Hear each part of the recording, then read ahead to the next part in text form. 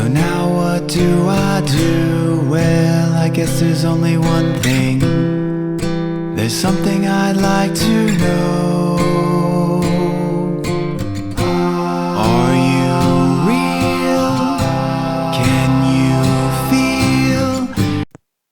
Hi friends, I'm Prairie Vintage. My name is Linda. I'm an energy intuitive reader here on YouTube. I use spirit, my intuition, the tarot to communicate energies to you guys, fabulous viewers. If you guys are new to this channel and you just found me, here I am. I'm so glad you found me and that you guys are here. And I hope that you guys stay and like, share, subscribe. And I do hope the reading resonates for you. If not, there are many readings in my playlist you could go check out. For those of you guys who are returning, I'm so grateful. I am so blessed and I love you guys so much. I can't wait to get into your reading. And we're looking at the person on your mind and classic thoughts, feelings, requested reading. Okay. I haven't done a classic like this in a little while. So if the person you're not wanting to hear from comes through, then you don't need to convince me in the comments. You're just convincing yourself. Okay. I don't control who comes through here and nobody cares. So if you don't want to hear it, don't listen to it. All right. And occasionally the reading does come reverse, meaning I've tapped into your own feelings and thoughts.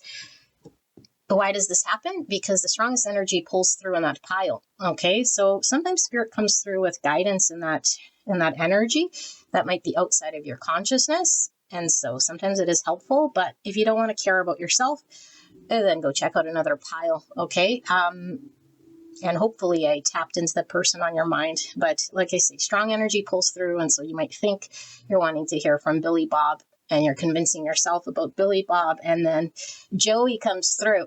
And that means subconsciously there's an energetic tie to Joey. I can't help it. Okay. Don't want to hear from Joey? Then don't listen. I don't know why you're reading tarot or listening to tarot. Okay. So hopefully Billy Bob comes through for you. All right. But only you have the connection between you and whoever, but not me. I don't generate it. I don't control it. I'm just reading cards and energy. All right. As clearly as I can. And that is what I will do. So if the energy comes reversed, like I said, go check out another pile if you want. Sometimes multiple piles could be connected to the same connection, different aspects. Okay, could be coming from your person's perspective, could be your own perspective, could be a blend of energies. But it's up to you to sort of attribute how it belongs and fits, but don't force it. Okay, and my job is to read it as clearly as I can and as directly as I can. Okay, and with as much compassion as I can. But like I say, I don't sugarcoat so that you feel warm and fuzzy and go off into the Lululand.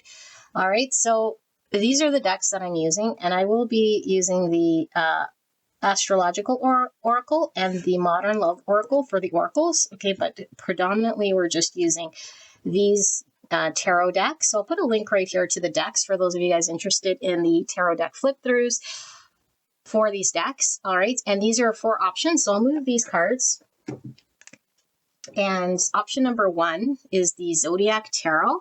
I don't know if I could show that because the YouTube overlords shit their pants when they see toddies. And the only toddies I want to see are my own. And then we have the the Dream Keepers Tarot.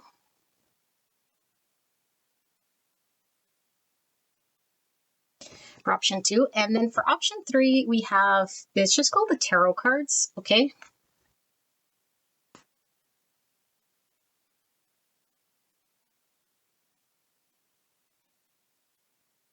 And then option number 4, we have the Modern Witch Tarot deck. I haven't used this one in a minute, although it's very popular. I don't know why I'm editorializing, but anyway, so sit with this energy, and if you get stuck, close your eyes, open your eyes, whichever one you're pulled to will most likely be the pile for you. All right, and I will see you guys at your pick.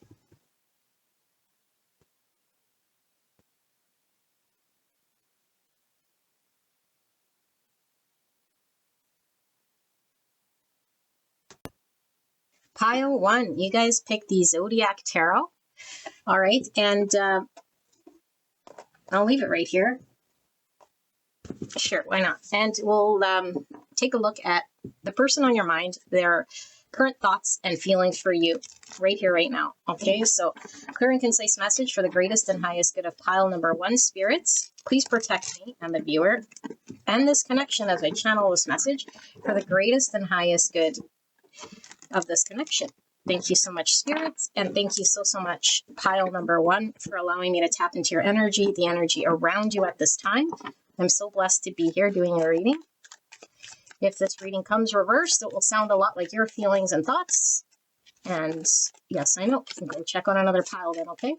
Can't help that. So let's see. Spirit, clear and concise message for the greatest and highest good of this connection. So we have Leo energy with the sun.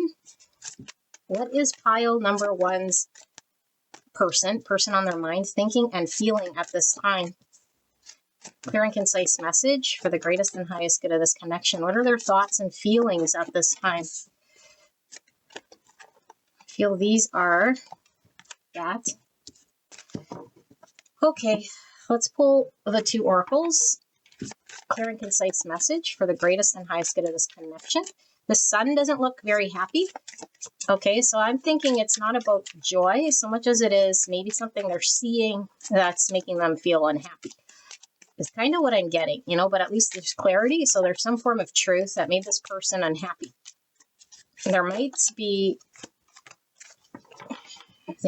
be unhappy with something they're realizing is really what's coming through here. So this might be a realization reading, but let's see. Spirit, clear and concise message for the greatest and highest good.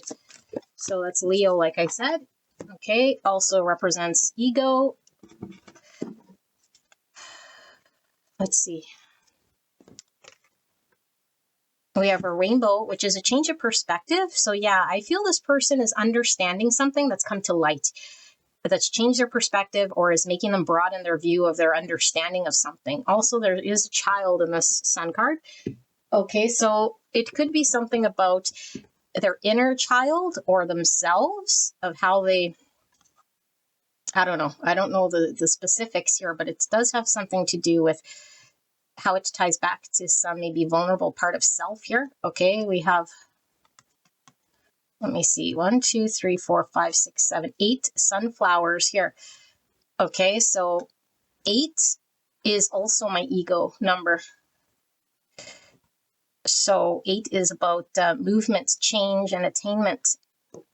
Authority, manifestation, leadership, abundance, and goals.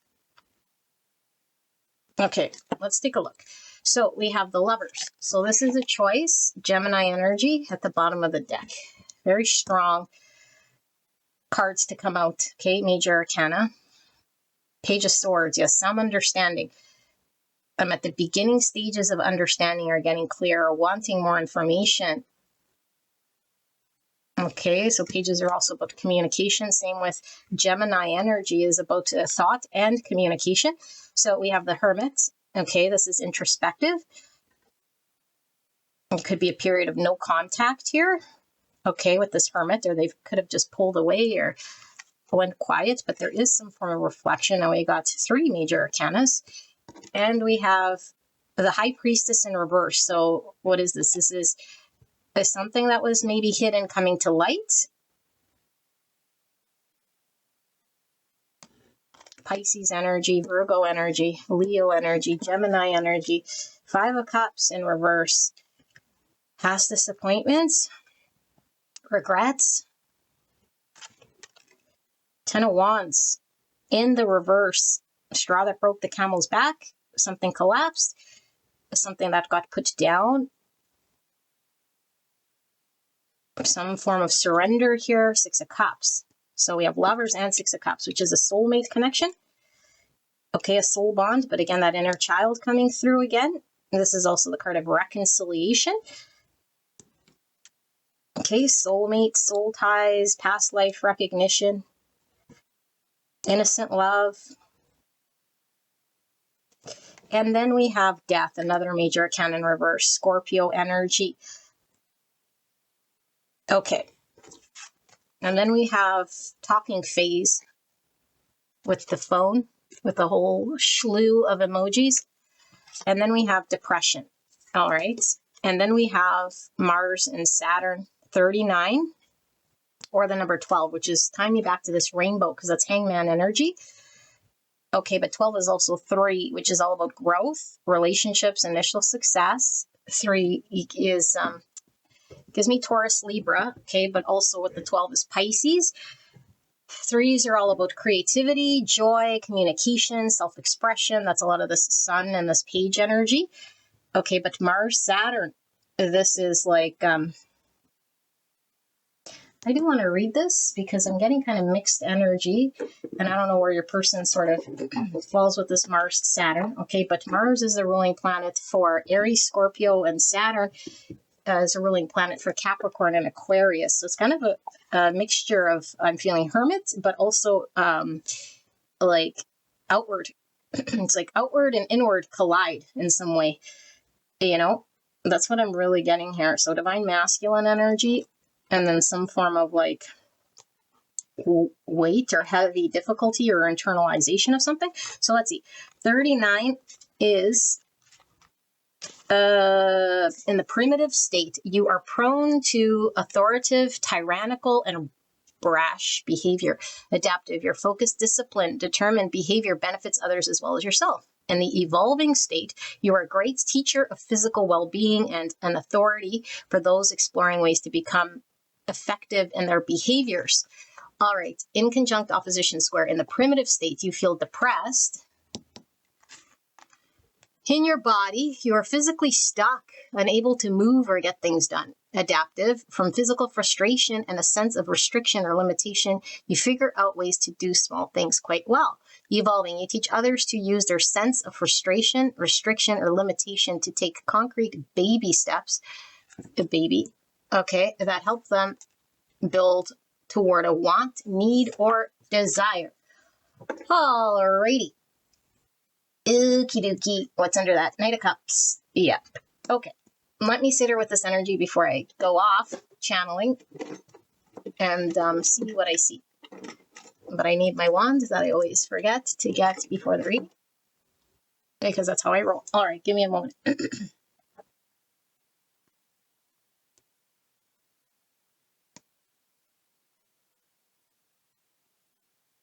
Okay, we'll definitely do another round of tarot because I don't think this is going to be deep enough, because I think you already know this. I think you already know this, okay? It's like this person's late to the party. Late to the party. And what does that mean, late to the party, Linda? This means this person has been engaged with you, however, okay, whether they've been engaged or removed, however they have been engaged with you, okay, whatever level or capacity. It wasn't coming from the deepest, truest place. So there's a lot of avoidance and withholding and an inability to go deep with their truth, okay, for whatever reason. Okay, could be a childhood thing that didn't allow this person to engage authentically, truthfully in this connection. I don't care if you've been together for 50 years, if you've been never together, however they've been engaged with you. Didn't connect to a truth. Okay? And so I don't see exactly what has happened between you guys, but because we're looking at feelings and thoughts, this person has come recently to an understanding here that they're not liking what they're seeing and understanding. And I think it has everything to do about themselves. That's making them feel bad. Okay? So either they are feeling like they totally screwed up and missed the boat now because you're completely gone out of their life. And so now they're coming to this realization. Or you're with them and they had some epiphany. I don't know which it is. Sun could be a sudden just realization or like a 180 in their thought process. Okay, you could have said something here. Okay, but I feel like for whatever dynamic, one thing is for sure is like it's been a 3 cups type dynamic between you and this person, meaning it hasn't been a deep expression of truth coming from both sides in a way that was balanced. It was this person, regardless if you were open or not open, okay, this person was withholding because they were surface. And now there's this like a regret, if you will, okay? A regret, a depression, a disappointment in their own behaviors. And I feel like they might have tried to run with that as long as they could, because this was a form of protecting the inner child or a coping mechanism of sorts. Okay, why someone would do this? Who wouldn't want to bond deeply? Someone who's hurt, or someone who doesn't know themselves, or somebody who projects that things could be dangerous, without really understanding themselves or the root of their trauma or something like this. There's something they didn't understand, and I think it's about themselves that reflected in this connection, and so you could in turn internalize this as something you did wrong, or how they feel about you, or like they're acting this way in this connection. So it is impacting the connection. So it's not saying just allow this person to be how they are. Obviously not. But however they were in this connection, for all of you guys, different. Okay, like different as in the type of connection, but it was all for all of you guys, this inability to go deeper than a 3 cups, in which this person needed to dive in deeper to understand themselves, the root of why this person could not go to whatever next level looks to you, because this would require this person, obviously, like I say, to go inwards and face some sort of truth. Okay, and probably deal with some inner child stuff, and maybe even past relationships that have hurt this person. Okay, so if they've been married in the past, or if they've had like even childhood, relationships with anyone, adults, people who disappoint them, and they internalize this thing, okay, or just adolescent relationships. Maybe their first love broke their heart. I don't know what it is. Okay, even maybe a past life connection with you or with other that it has created some sort of dynamic within this person's internal world that is reflecting in this connection that is being called to be looked upon. And I feel as though with the Lovers here and this 6 of Cups, this is something that this person is being called to look at, because they've been destined to look and at this thing that's been driving this person's engagement. So it was bound to surface. It was bound to be seen. However, it got exposed. Either you said something, they saw it in the middle of the night, or they understood something, okay, that's made it come to light. And it's like, I can't do that no more for whatever reason. Either now you're gone, I can't be that way no more, or it's just like the straw broke the camel's back, and the only way through this thing is to surrender and look at this thing. There is no other way but to look at this thing, And so I feel like it's almost like when we butt up against something and what we resist sort of persists. I think this person was trying to go in the opposite direction, with force or like more avoidance or something like this. But it made things worse here. The only way through is one way. Okay, narrow path through, one way, and that's through ourselves. You can't get there any other way. You can't go around it, above it, pretend it doesn't exist. It always catches up to you. And this is the thing. And so you must navigate through the forest, not you, this person. Okay, we have to go look at our own fear. We have to navigate the subconscious. Our own subconscious is our own internal world, which is going to be reflected in the way we engage in relationship. And so if we prolong, if we pretend, if we delay, if we just surface talk till the cows come home, eventually the cows come home to roost, or the rooster comes home to roost, or whatever the saying is. The rooster's here. Cock-a-doodle-doo, time to wake up. Okay, time to wake up here, because whatever you've been dealing with has led to a breakdown or a collapse of sorts, okay? However this collapse looked like. And I think this person is in the stages of, how they have, like, I don't know, the 12 steps of, like, I don't know, whatever. There's like phases, first we're angry, or first we are in denial, and then we get sad, and then we bargain, whatever those stages are. This stage is one of, now that I see, I'm depressed and I regret. And so they're carrying some form of shame or guilt about this, because they're internalizing this thing. I did this and I did that. So they're identifying with themselves. Okay, so one, that's ego, because we're creating this identification that we are the horrible person that did all these things, rather than just be the observer of seeing that there's something in regards to behaviors that need to be addressed. Okay, that this person isn't horrible, that this isn't who this person is. Okay, we're not our behaviors. We're not. Okay, and so right in the present moment, we can't be anything of the past. And so this person is she's carrying some heaviness here, okay? And so I do feel like they are amidst somewhere of a surrender, but it's like because there's many different phases of surrender. The surrender is, I can't not see the truth. Like, I can't pretend that no more. So they were avoidant of the truth or not wanting to see this thing. Okay, so now they're on the other side. Whether they like it or not, whether they wanted to do it or not, it's here. It's there. It's like the elephant in the room now has been exposed. There's no not seeing it. Okay, it's like right in front of the doorway here. You can't not deal with it. But that's the stage of the surrender. Is like now I'm acknowledging in a way that it's there, but I'm not accepting that it's there, you know? And that's where the thing is, like all the stages of like working with this thing. The stage they're in is like, whoa, now that I see it, now I'm going to process this shame or this heaviness or this disappointment. You know, woe is me, I'm a horrible person, or I regret this, or I'm bad about this, or whatever. I don't know what the dialogue is here, okay? Because I do feel like this person does have tender feelings here for you. Oopsie. And I do feel like now that this is here, okay, that there is a choice. And this choice is always, is this person going to be in line with truth and clarity that is aligned with their truest internal world? Or are they going to choose the other side? So there's like this schism of choosing the other side of like running or avoiding or fear, and they can't, because it's like then they know they're going against a truth that is here.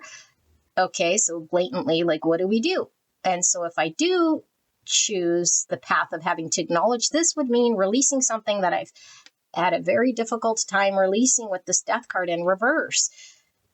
Okay, whatever this death card is, you know, this heaviness that I've carried, this part of myself that I identify with that I think is me, like this is a need to release, but we're so identified with it or attached to it or I don't know, you know, it served its purpose. It needs to be surrendered to, okay, like completely accepted, surrendered to, or unidentified with, in order for us to take the next step here. And I don't think this person knows how, like they don't know. And so that's where they're at. It's like, I don't know. And so it's almost like a freeze. And so if they're withdrawn, I feel for a lot of you guys, this person isn't coming forward because of this specific reason, because they don't know how to address this and they haven't released this thing, not because they don't want to, they don't know how. Like it's like fight, fight, or flight, but this is like the freeze mode. It's like they're frozen here. What do I do? They're trying to understand what to do. But I think despite all this, this person wants to talk to you. But it's like, okay, what do we talk about here? Like, does this person have feelings for you? Yes. Does this person want to talk to you that they feel a certain way? I think they do. Okay, but so what? There's a choice on the table to be made here. And it has to be congruent and in line with their internal reflection. That's where they have to keep moving and guiding through this, through their fear and through this unknown, you know. And I think this person, a big thing is, I don't know how to navigate the unknown. There's a lot of fear of this, like what if this and what if that. And so it could very well be that this person has fears of failure or rejection or things falling apart or being disappointed or disappointing you or things collapsing or it being too heavy of a pressure. It's too heavy for me to carry or something like this, you know. But again, we're identified with some idea. So, okay. Now let's do one more round of the tarot and see their feelings and thoughts. Let's see what Spirit wants to communicate. Okay, so Spirit, thank you so much for this. Am I missing anything here? Clear and concise message for pile number one's person. Feelings, thoughts towards pile one. What am I missing?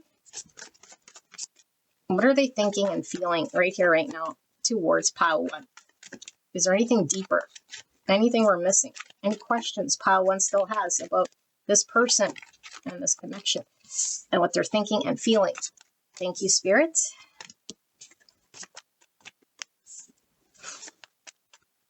Clear and concise message for the greatest and highest good. All right. I'm just feeling drained already. I think this person is like exhausted, but they're only exhausted because they're resisting. Oh, there's 2 cards here, or 3. 2. They're exhausted because they've been resisting and they've been carrying this internal world of resistance and not looking, and for who knows, which made them tired. And so what's interesting is that, like I said, if they were maintaining a 3-cup energy, okay, so it's either I'm going to always keep you at an arm's distance, or we're just friends, or there's some part that's like locked away that's like I can't connect to myself, so it can't be fully expressed. It's like a block. Okay, and so as long as there's a block, that energy has to have some sort of like thing happening to it, right? And so this is the exhaustion, is like, how long do we sit all bunged up? It's like, if you don't take a shit, eventually something's going to happen. Okay, and so the something is happening here. Like, where is that energy going to go? Either it's going to have, you're going to have like a, I don't know. Okay, let's not get graphic, but you know what I'm saying, right? And so it's tiring. It's like when the more we relax and lean into it and allow it to flow through, but the fear is too great here. Okay, so the fear is bigger than the taking of the shit. Like, just take the shit and you'll feel better. All right, so we have 7 wands. That would be a defensive energy, and 6 of cups for the second time.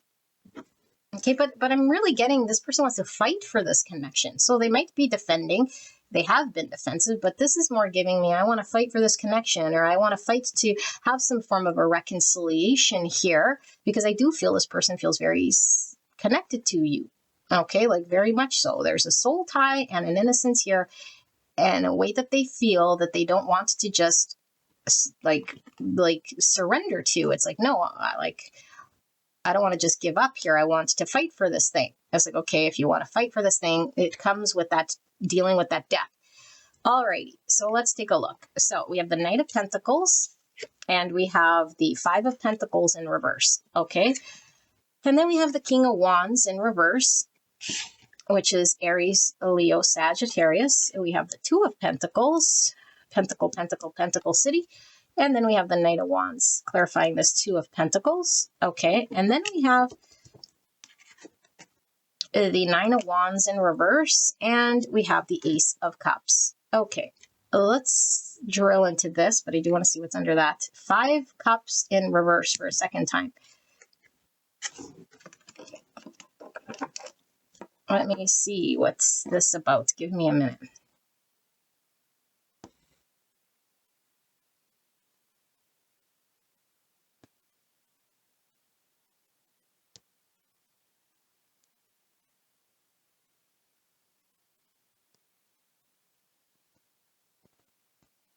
Okay, so this is interesting. This person is thinking, because I think they are in hermit mode. So this is very reflective, but I think it's like, how do I say face type energy? Because that would be the path of least resistance, right? The resistant path was the bum hole. Of course, that's the last thing I want to have to deal with, because look how long or whatever. That was the thing I was trying to prevent this whole time. So even if I see it, like I said, the acceptance of seeing is like, they can't not see it. So that's a truth. All right, or else they think that they know that there's some sort of wacko here that's like, let me just pretend the elephant doesn't exist. Like, they can't do that. Okay, so they see it, but where the resistance is like what that means then, and what that means a very concrete thing that they're needing to do and acknowledge and work through the forest. Oh, but that's the path that they want to resist. And so they're sitting there in the hermit mode that we saw. Okay, so this is continuing from where we left off. They feel like that depression, or woe is me, or I missed out, or I did something. Like I said, it's like the shame, the guilt, the whatever. I'm left out in the cold now. I do feel like this person feels left out in the cold by their own inability to connect here. And so they're like, the intention is good, okay, because a Knight of Pentacles, like, that's a good intention. They want something in the 3D here, okay, but I also want, $1 million and to be 6 foot. It doesn't mean it's going to happen. But what comes with me doing these things that I want means I gotta do the things that involve it. And so this person is very, like I said, there's a schism here, and they're trying to have an outcome of sorts that they want, which is their intention is good, because they do feel they want this connection. Okay, but I want it in the way that I want it, which it can't be successful in this way. Okay, so they're sitting there contemplating, how do I get this connection? Because I want it, I'm not going to let it go, and I'm going to fight for it. But I also don't want to have to deal the bunghole that's all bunged up here. And so I could come in, okay, I could come in here, but I'm lacking the confidence. And this confidence is, maybe, in the past, this person was confident to just uphold some energy that would allow things to move in this connection, however slow it has been moving, in the fashion that they were able to still be, I don't know, in your world, or keep things kosher. It's like moving in some sort of pace here, okay? But things are different now, and they're different now because they see the truth now. And it's like they know that they would just fizzle out with this, because where's it all going to lead to? They know. And so they're like, well, just coming in is not dealing with the thing that I now see. And the thing that they now see is they have to connect to their emotions. They have to have a cup in order to be in a 2 cups. Okay, they could be in a 3 cups all day long, which they were, which was the issue here. Okay, but that's not working no more. And it's like, if I do come in with this like energy that fizzles out, it's just going to lead to the same thing. And so now here I sit with this decision. Okay, the Lovers. 2 things here. It's like the old way that I was. Okay, but again, it's like the old way that I was. Like, they can't do that no more. Okay, and then the new way, which means I have to have my cup ready. And I'd have to put down my guard.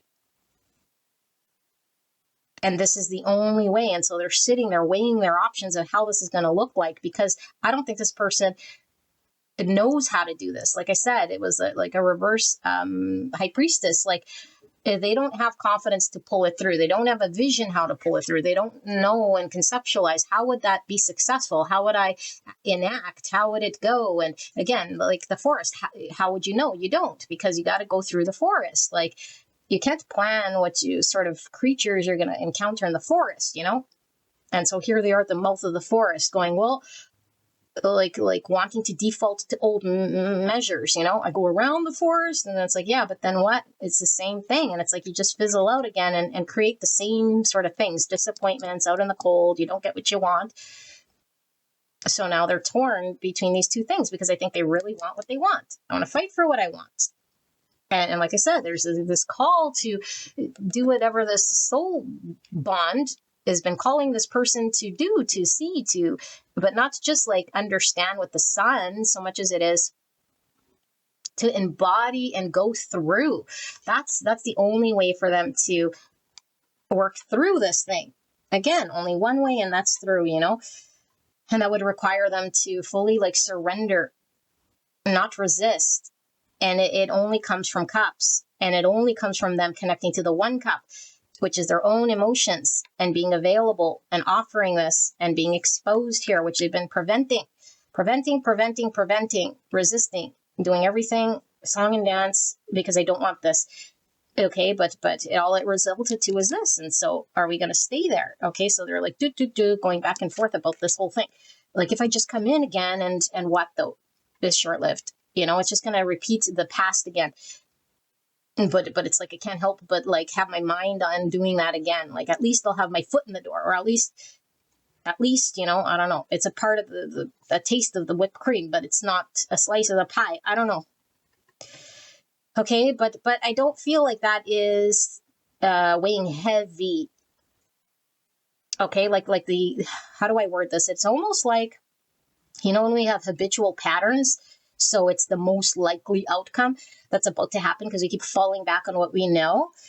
Okay, so of course it weighs more in action. Like, when we keep doing the same thing, obviously the chances of us doing the same thing are going to be heavier, but this time is different, because now I think they see that thing, and then it's like their mind is going back to kind of the default, and they're like, whoa, keep it back in check. It's like, I have to do something different.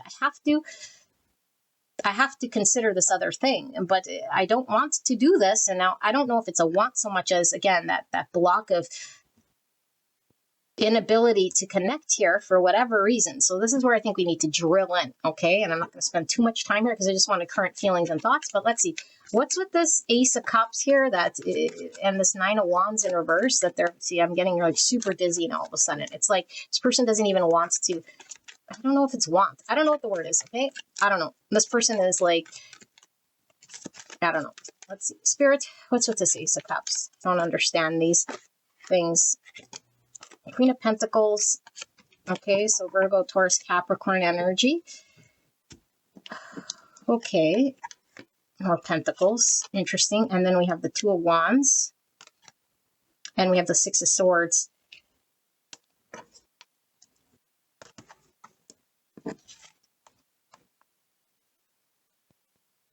I think this person, this is what's coming through first, okay? But we'll see some more because I don't think it's allowing me to see this person's, why this whole thing with the Ace of Cups and the schism and the whatever, and probably because they're so disconnected and they don't even know themselves, and they haven't navigated the forest yet. But what I am seeing is this Pentacle thing, and what's driving them just not falling back on this old thing, old habit or pattern or three-cup thing. It's because you are showing up here as this Queen of Pentacles, and they're saying this Queen of Pentacles doesn't need me.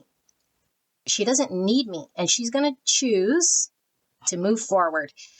If I do anything wrong, which is falling back in the same thing, it's almost like playing Russian roulette. The one final time that I do whatever, then you're over the edge and she's gone forever.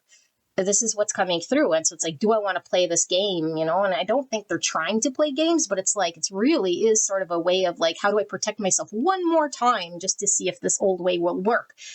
But it's like, why they're just not rushing in here, because I think if it was up to them, they want to talk to you, they want to rush in, they want to be in the three-cup zone again, you know, that's what they want. That's their comfort zone. And it's like, but I'm in your world and whatever. But it's like, well, no, you need to have this Ace of Cups. So you need to go through your own internal forest and overcome your fears like a big boy here. But they're like, they know if they come in like the same way that they have, it's going to fizzle out in some way, because all of a sudden you're going to say, well, I don't need this and I'm just okay on my own. And you choose to move forward from dealing with this person's inability to do the thing that they're being called to do, because they know that they're being called to do this thing. So they can't avoid it. Spiritually, soulfully, with the High Priestess, with the Lovers, with the Six Cups, it's like, you know that you're being called to do something here. So why are you avoiding and delaying? And it's like, they don't know. They're just doing it out of habitual, out of protection, out of wounding, out of inner child things, past whatevers, you know? And so it's like, well, no, she's going to decide. So one false move or one thing that I did in the past that created this 5 pentacle and this 5 cup, if I do it again, this could be the last time. And things are definitely going to go kaboom. And she's going to say, that's it. Don't need you. I'm okay on my own.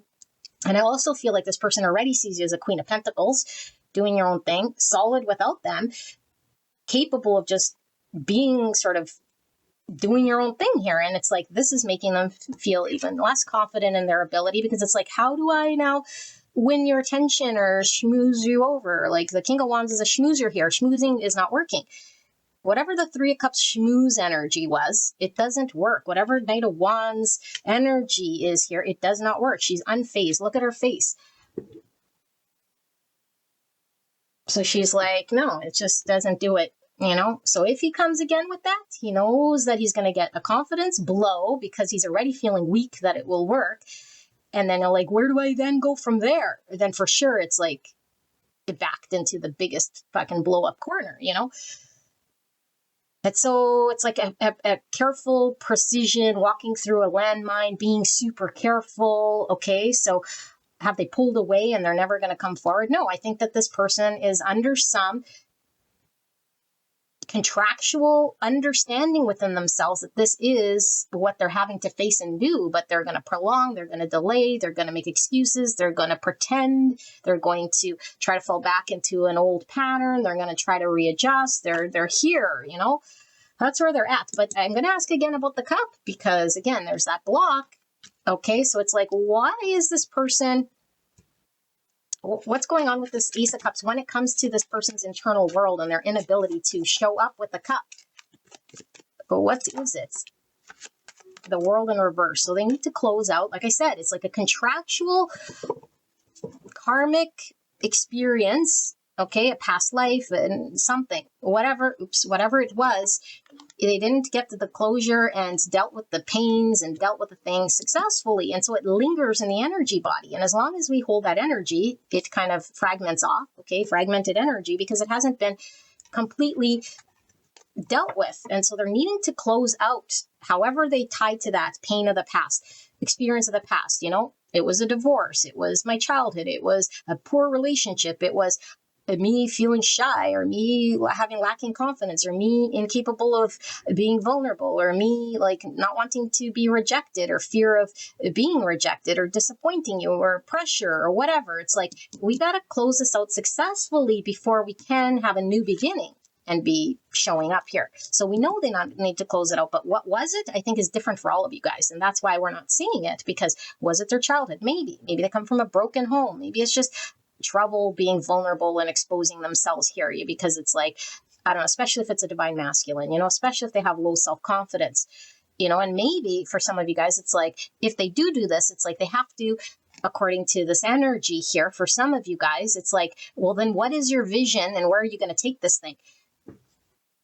Okay, because the King of Wands isn't just going to be fleeting like this Knight of Wands to be like, let's just have a good time. It's like, okay, well, what's the like the progress for? What's like the outcome? Where is this going to go? Like, what does success at the end, long term, look like? And maybe they're like, I don't know, So there could be a fear of commitment, a fear of not having a vision, a fear of no follow through, because I just fizzle out, or I don't know, But I do feel there is a consistent energy, but I feel like it's in an area here that, as long as it's not around me being a one cup, then I'm okay. And so I need to deal with this thing. And so I do feel, though, there's another message that wants to come through. So let's see, to close this out, Spirit, what am I missing? Anything further for pile number 1 regarding this person on their minds? Anything I've missed? Death in reverse. You got to release this thing to close this out. The constipation. Okay, the bunghole here. Okay, so death. Now, does this mean a physical thing they got to release? I think it's an internal thing that no longer serves them, but that they got to release in order to create space for new. If we're holding on to energy, or if something's fragmented, okay, we have to release that fragmented energy, or that understanding, or that belief with the 5 cups and the 5 cups created. What am I trying to say here? They have a 5 cup state right now, okay? Because I feel like there's a true reflection in this connection to them about the truth of what's really going on inside of them, even though they're a little disconnected from the truth of tying and walking through the forest, the internal forest, doing the hermit's journey throughout to really understand this thing. Okay, but the reflection of this connection has showed them this thing cannot be this way. Okay, because if it is this way, it's like, then they cannot, have what it is that they're wanting to have here. And so there's a need to release to have the new. This cannot be bypassed. The work has to be done so that we can release whatever has to be released here. And I feel like, who would want to hang on to any of this stuff? Nobody wants to hang on to it. And I don't think they want to hang on to anything, but I feel like the bridging of where they're at internally to connect to that fragmented pain or the thing, or to see it in its full depth of it, is the only way for us to release it. We got to accept it and let it go. And going through that process is painful. And they haven't done that. Because I think, when you're outside of the forest and it looks scarier than it is. And so all of this anticipation, this lack of confidence, this delay, this blah, blah, blah, is bigger, way bigger than just going through the forest and getting to the other side. Because I think they'd be on the other side already, because there's nothing scary. They're threatening them. It's all this built up shadowy monsters that they're anticipating once they go in there, and oh my God, It's like, no, it's not. Scorpio energy.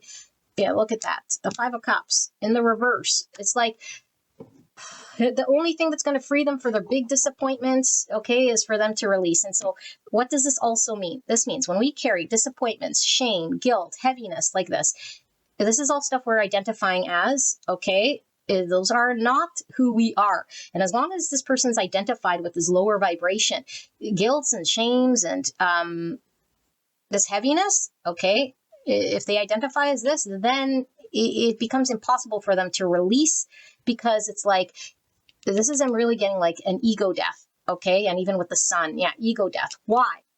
Because if I truly believe that I am my shame, okay, I'm so identified with it, I am shameful, I am horrible, or I am the one that can create disappointment, it's like, no, you're not. For one, you're just identifying with the feeling, okay, or the thoughts, and we're not our thoughts or our feelings, but we're so identified with that feeling for who knows how long. I've carried the shame, I've carried this thing, or I feel I'm a disappointment, or I've carried this thing inside, somewhere inside me, okay, regardless of how they're showing up, cocky, confident, because I do feel your person is a fiery person here, okay, a King of Wands type energy. But inside, okay, inside there's like a lack of confidence in self because there's a carrying of shame or guilt or a disappointment. I am a disappointment in some capacity, or I could fail this thing, okay, because we experienced some other thing that we experienced and identified with it, regardless of how cocky and confident we are. And so inside of ourselves, which they probably don't even realize because there's that schism, like I said, it's like this must go.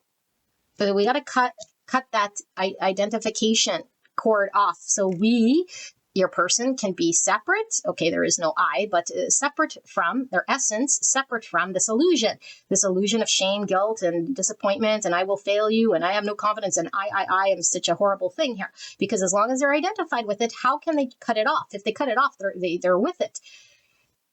Okay, so this is why it always feels like a death, like we're going down with the ship. Like, no, this is who I am, and this is, and so it's like if we think, well, why can't they just release it? It's like, no, they're identified with it. Releasing it means I go with it, and it feels like death, and it feels like that's part of me. And, even though, like I said, there's this schism, because I do feel like we've been doing everything to tiptoe around this thing, and that's how the shadow works. It's like I do not want anyone to see it. I do not ever go into it. Of course, it's a shadow, so I'm not even aware of it. It's hidden in the shadows here, but it's a big part of how I function without me ever having to see it or navigate that forest. And so as long as it sits there in the dark, I'd be okay.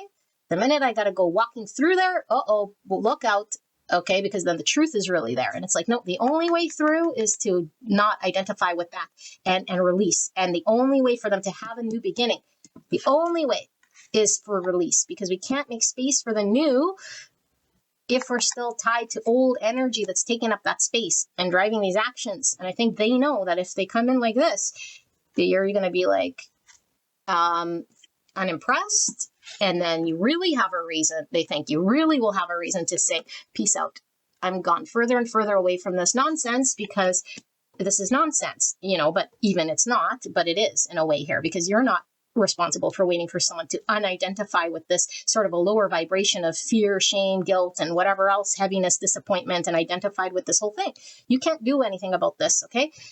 And their driver is what? Their driver is let's see what they want. They want you, okay? They want this, but let's just see, what do they want?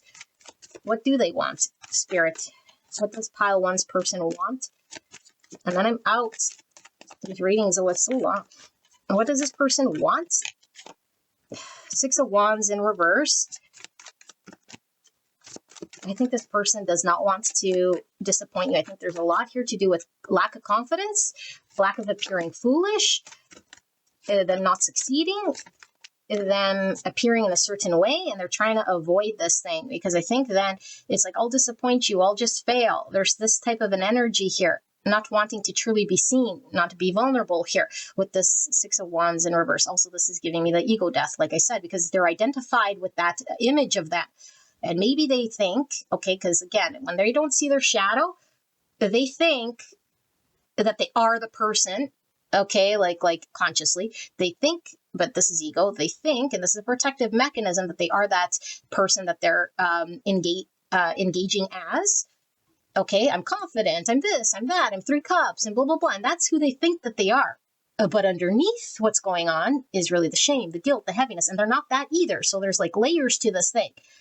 Okay, and so they think because they're only aware of that one layer, if I'm not then this confident, King of Wands energy, then whoa, then what am I? You're going to see me as like this unsuccessful or strong or confident type person, so now this is this acting out, but this has to be undone too. So it's like they got to undo all of these layers. One, it's like they don't want you to see them, that they're not this coat that they put on. They didn't even realize why they're putting on this coat. It's like it's driven from this is why this coat is because of this, but this isn't even real. So you got to go even deeper than this. You know what I'm saying? Okay, so 10 Pentacle in reverse. So I think this person has an issue with building anything that's going to be sustainable for the long term here, because of this issue that they have that they got to face. Okay, but this is telling me one thing. It's like it's not that they fear a commitment or a building of something with you, because I don't think that's the thing. I think in order for them to build something here with you for the long term, this thing has to get looked at, because they go hand in hand. You can't build something here and commit and create this thing if you're not vulnerable, if you don't deal with the pain. And they fear that the longer they're sort of engaged with you, if they do commit and build with you, because then you'd think, well, why don't they just commit then? Is because this is where the fear and the shame and the guilt is like, whoa, I'm going to disappoint you. I'm not going to be able to perform. Then it's not going to work. And then the thing that I fear the most, being a disappointment, it not working, me not being the good enough person here. And then it won't work. And that's my biggest thing, biggest fear that I have. Okay, it's like, that's why this person won't. Yeah, look at this, 10 wands in reverse and the 10 pentacles, so 10, 10, and then the 5 of wands in reverse. This person really feels like they're not in a position to successfully accomplish a long-term thing with you, and that eventually, so they might have like really like,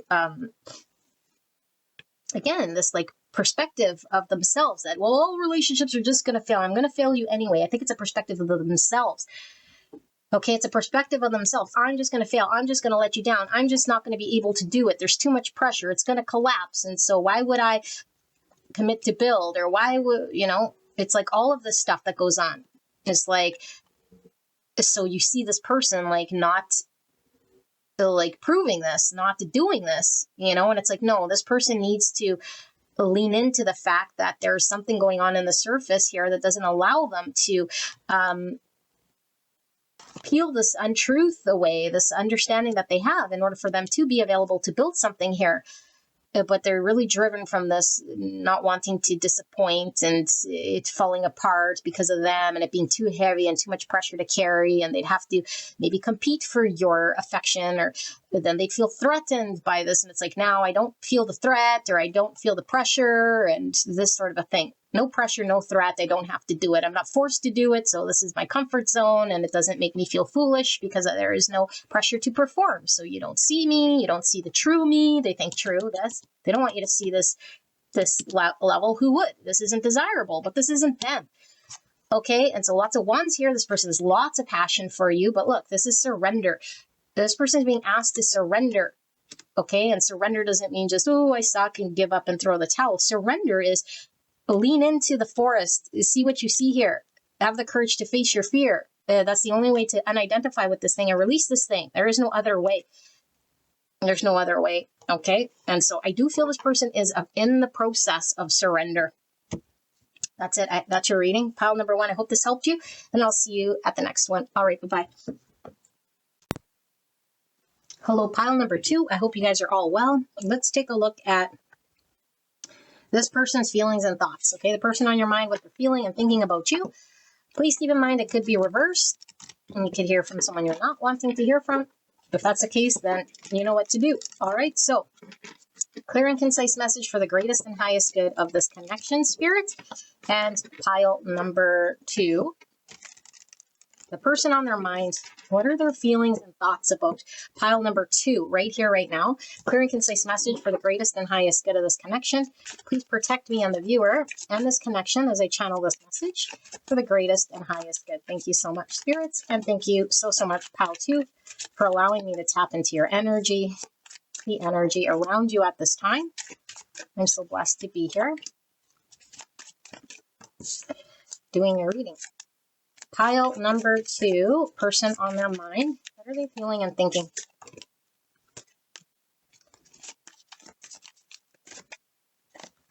Okay, let's pull some oracles.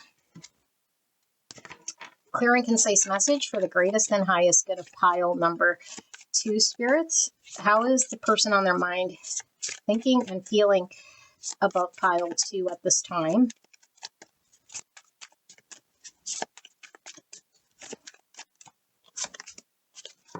And one of these.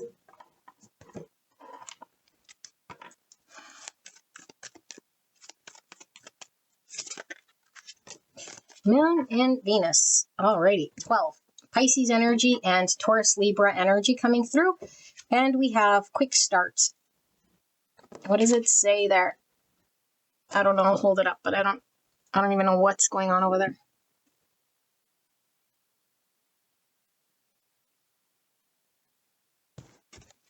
I don't know if it's my eyes. I have no idea. Is that two people? Two people kissing? I have no idea. Kind of looks like it. Okay, let's see. We have Six of Cups. All right, today is the day of the Six of Cups. So what is this? This Six of Cups is soul recognition, okay? It's the soulmates. Innocent love could be a card of reconciliation. We'll see what it means here in this reading for you guys, but it is a beautiful card of innocence. Could be inner child. Three of Cups in reverse. Two reconciliation cards. Three Cups is in reverse. Cups, cups. Okay. And then we have Ace of Swords in reverse. And the Moon in reverse. So two cards talking about what? A lack of clarity, some form of confusion or uncertainty. Okay, but in the reverse, are we completely confused? Okay, fears, intuition. This could be feelings, in too deep, and not knowing, not understanding. Okay, the Tower in reverse. Oh boy. And then the World. Okay. Two heavy hitters right here. Okay, but we have three major arcanas. And then we have the Nine of Cups in reverse. All right. And then we have the Three of Wands in reverse and the Six of Pentacles in reverse. Oh boy. Okay, so two sixes. Sixes are all about problem solving, compassion, and harmony.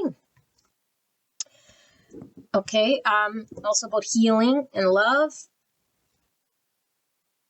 So we're getting some Gemini and some Capricorn energy from this six energy. But okay, let me, and some Cancer here. Let me tap into this energy and we'll probably need another round here. What's under Three of Cups in reverse? The King of Pentacles in the reverse. So Virgo, Taurus, Capricorn. Let's see.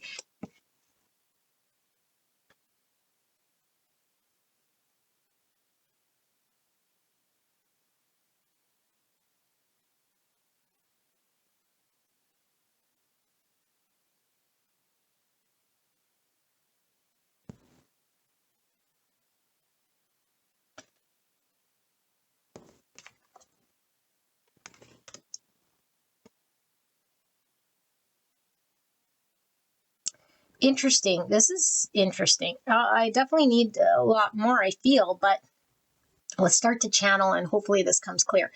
I feel like your person has already experienced some form of understanding here through way of Tower, whatever this looks like in their world, okay? But it does impact this connection. But I don't feel like the whole ramifications of the Tower falling or I can't say it. It's not the ramifications, but the implication. The implication of the Tower falling, and where does the dominoes fall? You know, where's the cascade fall to? It's created something, this Tower falling, because I think this Tower, and especially in my current position, I feel it's happened, but the ramifications of the Tower are still happening because something's being closed out here and it's having to be closed out. And the fact that we see the World in the upright, I do feel for me is good, okay, because this means this Tower happened for a very damn good reason, to close some sort of contract, karmic soul contract, or something this person was needing to deal with. Could be an inner child thing, whatever reason you've been brought into this person's world. Okay, they're having to close this out as a result of this connection, whatever it was that they need to close out. But I feel like the Tower happened for this person to engage with this thing. But I feel like this person has been having to navigate through deep emotions, stuff in their subconscious that maybe they were not seeing or understanding, or emotions they didn't fully navigate through or understand about themselves. Okay, confusion, illusion, and there's also them maybe not being clear, and then maybe not being communicative or taking action upon their feelings or their truth for who knows how long. And so I feel like there might have been a suppression of truth, a suppression of emotions, something that hasn't been dealt with or communicated or understood, and not just in this connection, but by them, which created confusion or just a lack of clarity. And I feel like it created a tower. Of course, it's going to create a tower because we can't stay in confusion and lack of clarity or avoiding some sort of feelings or emotions here. Okay, there is no way around it except things will eventually crumble and fall apart. And then the ramifications of this thing, even though it might suck, is good because then we deal with the thing we need to deal with. So I feel like they're dealing with the thing they need to deal with here. Okay, but I don't know. This quick start, obviously, I feel like both of you guys might have just instantly connected, okay, with this quick start. And I feel like it's triggered this this need to deal with this thing that I don't think anyone would consciously want to resolve or fix, okay? Because if we do have any sort of troubles like expressing our emotions, or if there's things in the subconscious, it doesn't just consciously come to the surface just because, unless we're awakened and we want to heal and we want to ascend and all of this stuff. It takes conscious effort. Okay. Otherwise, we just live unconsciously and we don't deal with our traumas and we don't deal with, our disconnects here. I feel like this person, how do they feel? They feel a lot of emotions here for you, overwhelming emotions. Okay. Overwhelmed emotions here. And I feel with the quick start in this Venus, it's like, I don't feel this person was able to express how deep they felt. 3 of Cups in reverse, quick start, Venus. This is all surface 3 Cups type of energy, but they're just so deep. I feel this person is really, really, really, really deep here. Okay. But it's like all of this depth, I don't know how to navigate. I can't see my way through this. There's a lot of fear about this too. And so it might have presented in one way. And it's like, well, all it resulted now is in a tower. And so there's a need to see this and understand this differently, different than how they normally have seen and engaged with themselves or in this connection. This tower is making this person see differently, however this is going to appear, in order to close out this pattern or this understanding or this inability to express or show or engage or tap into this part. Okay. And I feel like this person maybe was avoiding giving clarity or avoiding doing this because, of course, it's scary. Okay. And maybe they were keeping it superficial, like I said here, but the intensity of their love, okay, not the desire, passion, so much as it is the love and the emotions here and how happy you make this person emotionally is the driver here for this person to deal with something here and look at something here. Because I feel like for this group with this tower in reverse, you guys have been separated. Okay. Or there is this, understanding that they have that they're not happy with you, that their emotional fulfillment in this connection would be only resulting in them dealing and closing something out here. And I feel like for a lot of you guys with the 3 Cups in reverse and this Knight of Cups in reverse, and even the 6 Cups, this person could be drinking, okay, numbing themselves out, distracting themselves, however they do it, substances. I usually take the 9 Cups in reverse and 3 Cups in reverse is drinking. Okay, and then there's something about the childhood. So I feel like there's something about this person's way of engagement, and it could be that this person, if they have, I don't see devil, we'll do another round, a way of numbing themselves out, not going deep, not connecting to their emotions, something from their childhood that they're needing to deal with, because this world is a major phase that closes out. A part of the way I used to cope or deal with my childhood here has to close out, and I have to do it successfully because now the tower has happened. And now I got to deal with the ramifications of what this would look like. Now, I feel for this group. This person isn't saying, I don't want to deal with the tower here. It's like, but this tower takes some time to disassemble. And it has to disassemble for however it does disassemble in order for it to be successful, in order for there then to be the next step. And I feel like this person has been stuck here or hasn't stepped forward in this connection to say what the next step would be and how they would be able to build and be relied upon to build the next level here, to commit, to take the things to the next level, to give to it. They would have to be present energetically to invest in this connection, to give to it so that things could flow back and forth. This person has been blocked. Things haven't been moving. This person has been stuck. They haven't been clear and their emotions have been blocked for who knows how long until it couldn't happen this way no more. And now they're having to, and they are working through the disassembling of this tower that they've already accepted, I feel they've already accepted that the tower, like there is no not accepting. I mean, when there's a tower, it's like it's happened. They can't do anything about it. Okay, but it's like all of this stuff is like happening in sequence. They're not doing so much of an anything. It's like the results of this tower are now unfolding as a result of all of your choices or lack of choices or lack of clarity or your indirection or your inability to invest in a direction has resulted to this. And now this is playing out. And so as this plays out, eventually you'll get to some point in time where it closes out. Okay, and so what does this mean? I don't know. They haven't moved forward. They haven't proposed anything here. They know they're unhappy here emotionally without you. They might still be numbing themselves out. They still haven't committed here. They know that there's a soul bond and a soul tie. There's something about their childhood they're needing to deal with, or like a past experience they're needing to deal with here. So I don't know. There's a lot of questions. So let's just see. Spirit, what am I missing here for pile number 2? Clear and concise message for the greatest and highest good of pile number 2.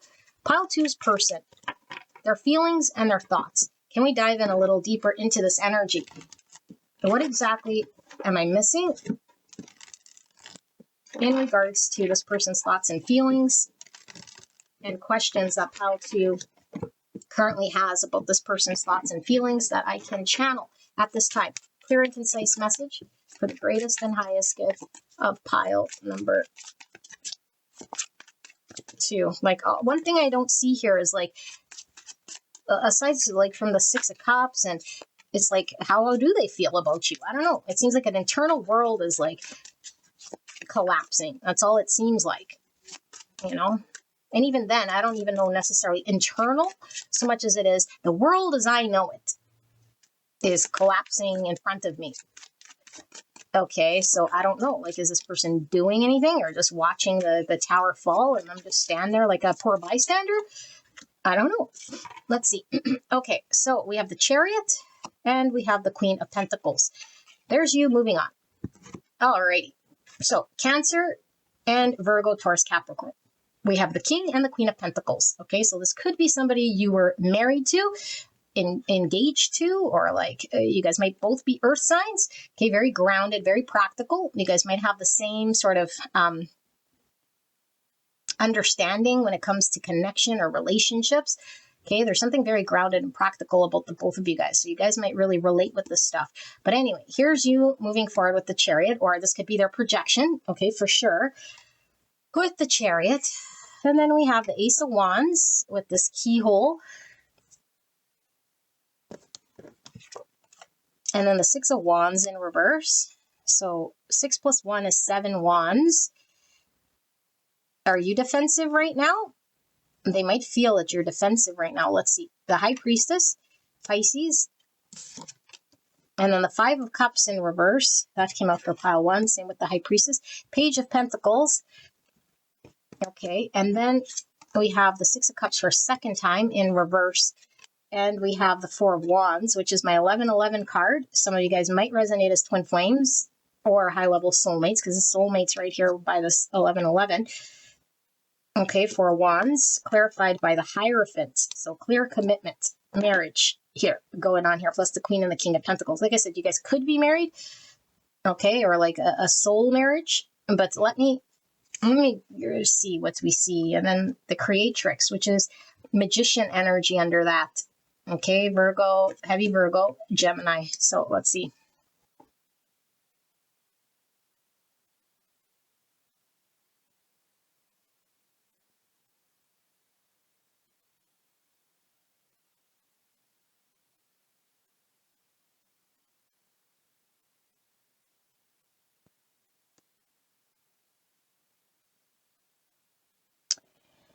There's something that's not clicking for me here at all.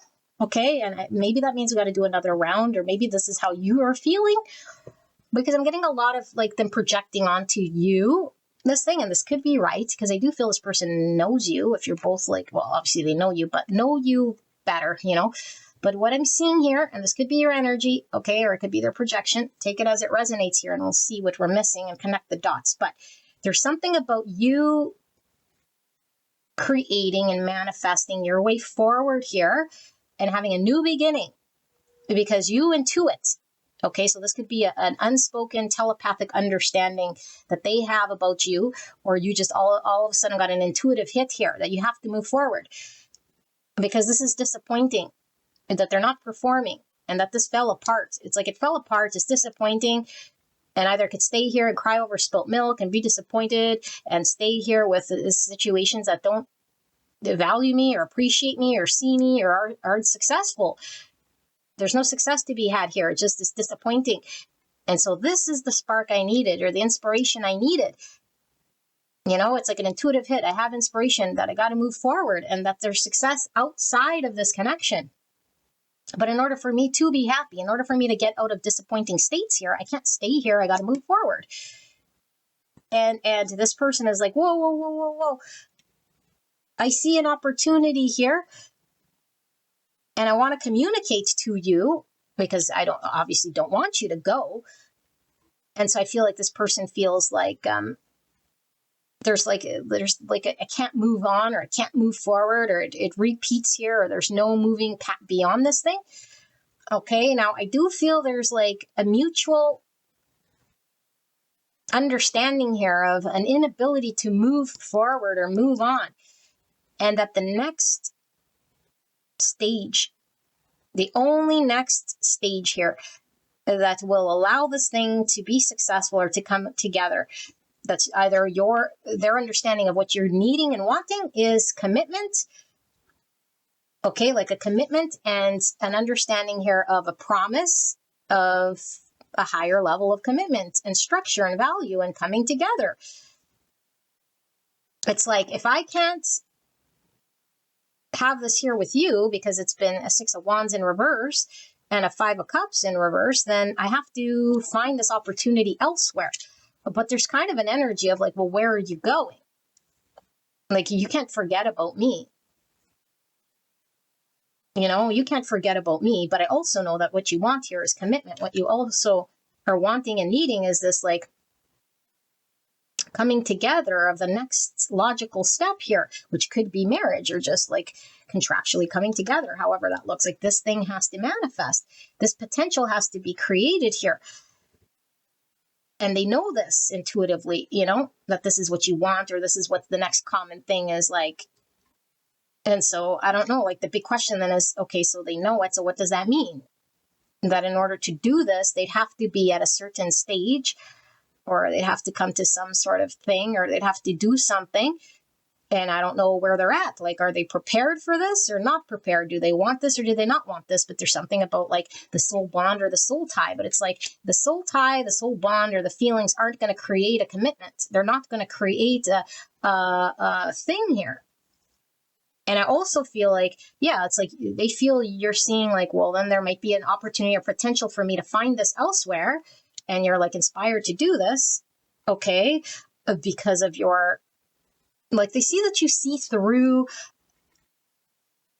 something. You're seeing something now, this is the intuition and this is looking through the keyhole. It's like I could see beyond the veil or see something that inspired me towards where I need to go or have a new beginning here. And so I do feel this person does want to communicate to you. And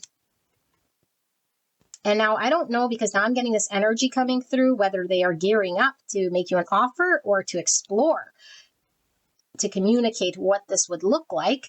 Because I do feel like we saw at the beginning the reconciliation cards, and again, like the 6 of Cups and the 3 of Cups, and now again the 6 of Cups. But I do think that this person with the 3 of Cups in reverse and now the 6 of Cups in reverse, it's like, are you going to accept me? Will you take me back? Can we reconcile if I come here just like a page? Is this enough? Is this going to fall flat? Am I going to be disappointed? I don't think this person wants to be rejected. It's like, I don't want to be rejected. I don't want you to like reject me and not take me as this page, because this is the level that they're going to potentially come forward with. And it's like, because they know that you need this sort of thing. But they're like, I don't know if this would be enough for a reconciliation or enough for you to want to move forward with me or to have engagement in this connection, because this isn't really a whole lot, this Page of Pentacles. It's just like the discovery, let's discover this commitment. Let's discover. Okay, so maybe you're like, no, I don't want to discover. I'm like fired up here to have bigger and better things. Like, I got to move faster here. This is like someone who really knows what they want. Like, I know what I want. I'm connected to my heart, soul, spirit. It's very clear to me, and it's moving here. Whatever. Grounded about doing this too and creating this thing.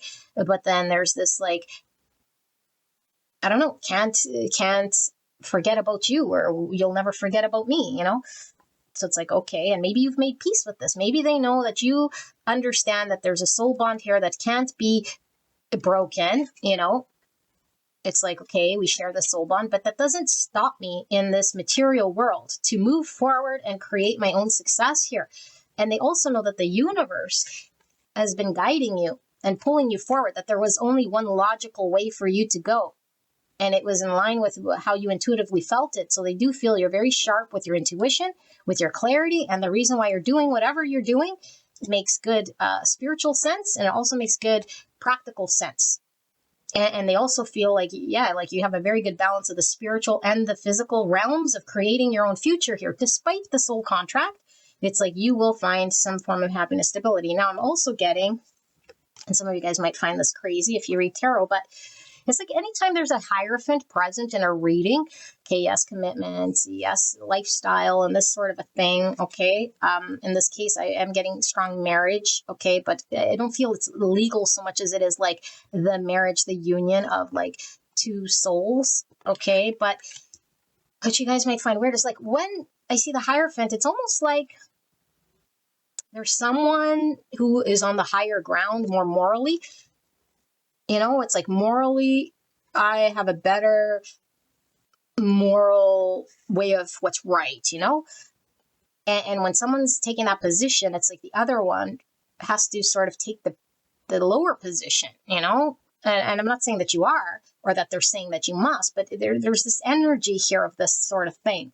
Like, I'm in the higher moral ground here, or that my way was the right way. And so you're sort of like not really seen you're not really seen because of this, or you're not really, your way isn't appreciated or valued in the same way because my way is the way, or my way is the right way, or my way is like clear and understood in some way. But it's like, well, then why is there a two-tiered system? It feels like, yeah, like almost like a tiered system here, and maybe they've been driven by this sort of an action where they've been like, my way goes. And you're like, no, or whatever, go ahead, then have your way. But my way also is valid. And if you're not going to see my way, if I'm not going to get acknowledged and valued and seen for my way, then I got to go forge my own way. Like, okay, I don't think you're resisting or fighting or trying to get them to change your mind at all. And now it's like, okay, so now they sat there with their way, whatever their way was, okay, because I do feel their way was a block, because it was a Three of Wands in reverse, an inability to move forward, maybe an inability to commit, an inability to open up, an inability to be clear with the Ace of Swords in reverse. So they weren't clear, they weren't connected to their emotions, they didn't express something, they didn't take action, and all of this stuff. And it's like, okay, sit there with that energy then. I'm going to go move forward, because how could you... You're not seeing me, And now they're like, okay, so I want to come forward then and like be in this page energy. But I don't think this is going to be enough, or they're questioning, like, is it going to reconcile? And what about then the commitment? Because, and when I say commitment, it's just the next level. After the Three of Wands, naturally comes the Four. And so what does this Four look like? And I don't know if their question is, am I capable? Or do I even want it? Or do I even know how to do it, or do you even want it anymore? So there's a lot of questions. So we're going to do another round and see if we could get some answers here, because I'm sure you probably have the same questions if you resonate with this reading. So we had Taurus with the Hierophant there. Okay, so more earth energy. So clear and concise message for the greatest and highest good of pile number 2. And what did I miss? What is this gap here that we're seeing? Is there anything we need to know about this person's feelings and thoughts when it comes to the next step, where they're at currently regarding this connection? What am I not understanding or seeing, or what is this person working through? Now, it could be because we saw the moon present in the reverse. And usually I talk about it coming out of fear or coming out of something, or something from the subconscious being pushed up. But the fact that the Ace of Swords was over top of it and the moon in reverse, I was getting massive confusion. And this could be why, they don't know. And this person probably keeps telling you, I don't know. And anytime you want clarity, you get the I don't know. IDK till the cows come home. Okay, well then you got to go Chariot. You have no other choice but to go Magician, Chariot. That's like very driven, and Ace of Wands. Okay, your energy is like, boom, I'm moving forward and fast. Like, don't need to wait around, and this could just be their projection. It's like, I ain't waiting around. I'm moving forward. I know I'm going to find happiness and success. I know I could find whatever. And they're like, whoa, but I can't forget about you. Don't forget about me. We can't forget about each other. Let me just get up in your doorway with a pentacle, hoping that you stumble upon me on your way out. Yeah, like they're feeling small, and maybe that's it. Maybe now you're in Hierophant energy, Like I was saying, the tier. Maybe the tables have turned. It's like you were in six of Wands in reverse, experiencing that, and it's like, okay, now I got to make my own way. It's like now you have this Hierophant, and they're just this page, and it's like your Chariot's gonna like run over this page. This page's foot's gonna get caught under the wheel. So he stands in the doorway too long. So I feel this hesitancy maybe to, oh my goodness. Okay, the Fool, new beginning, and the 9 of Wands in reverse. Okay, so Aquarius, I don't like to see the Fool here because this could be just wanting to repeat another cycle. Here's a page, just a page, nothing to offer. It does seem solid, but it's just like solid what? It doesn't have a plan. It's not going anywhere. It's like, let's explore. So its intention is to explore, but it has nothing but a fart in the wind. And this Fool also has nothing but a fart in the wind. Okay, so 9 of Wands in reverse. And it could be a fart in the wind just so you drop your defenses. A fart in the wind just so I can test you to see whether your guard is up or where you're at. Hierophant in reverse. Taurus energy in reverse. Okay, let's see. Aquarius, Taurus. And then the Ace of Cups. New beginning. Again, kind of fart in the windish. We keep seeing all these new beginnings that don't have any solid follow through. Okay, Page of Wands in reverse, another page. And then we have the 5 of Cups for a second time in reverse. The Sun in reverse, Leo. The 6 of Cups for a third time. And the 3 of Cups for a second time. Now both in the upright with the Sun. Yeah, I don't know whether you'd reconcile. Okay, so Leo. And then we have the 4 of Cups in reverse, and we have the 10 of Pentacles in reverse. Okay, let me sit here with this. I don't know that we're going to get a whole bunch of answers, could be because they're in the midst of this whole thing. 9 of Pentacles in reverse. So 2 9s, 9 of Wands and the 9 of Pentacles. 9s are about fruition, completion, fulfillment. But 9 is the moon energy, which is very prominent here, okay? But it's deep emotions. And we saw the High Priestess, so there's a lot of intuition, spiritual things happening in the ethers, I feel. But with the Magician present in your energy, it's like you're taking all this spiritual intensity and creating some sort of thing here, okay? With the Ace of Wands, like you're taking action on something, okay? But I feel like there's a lot of emotions that are being felt here. And 99 is a master number, being the change you wish to see and helping humanity to release what no longer works. So there's something about having to undo some sort of something here, okay? So now let me sit with this energy still because I didn't fully understand.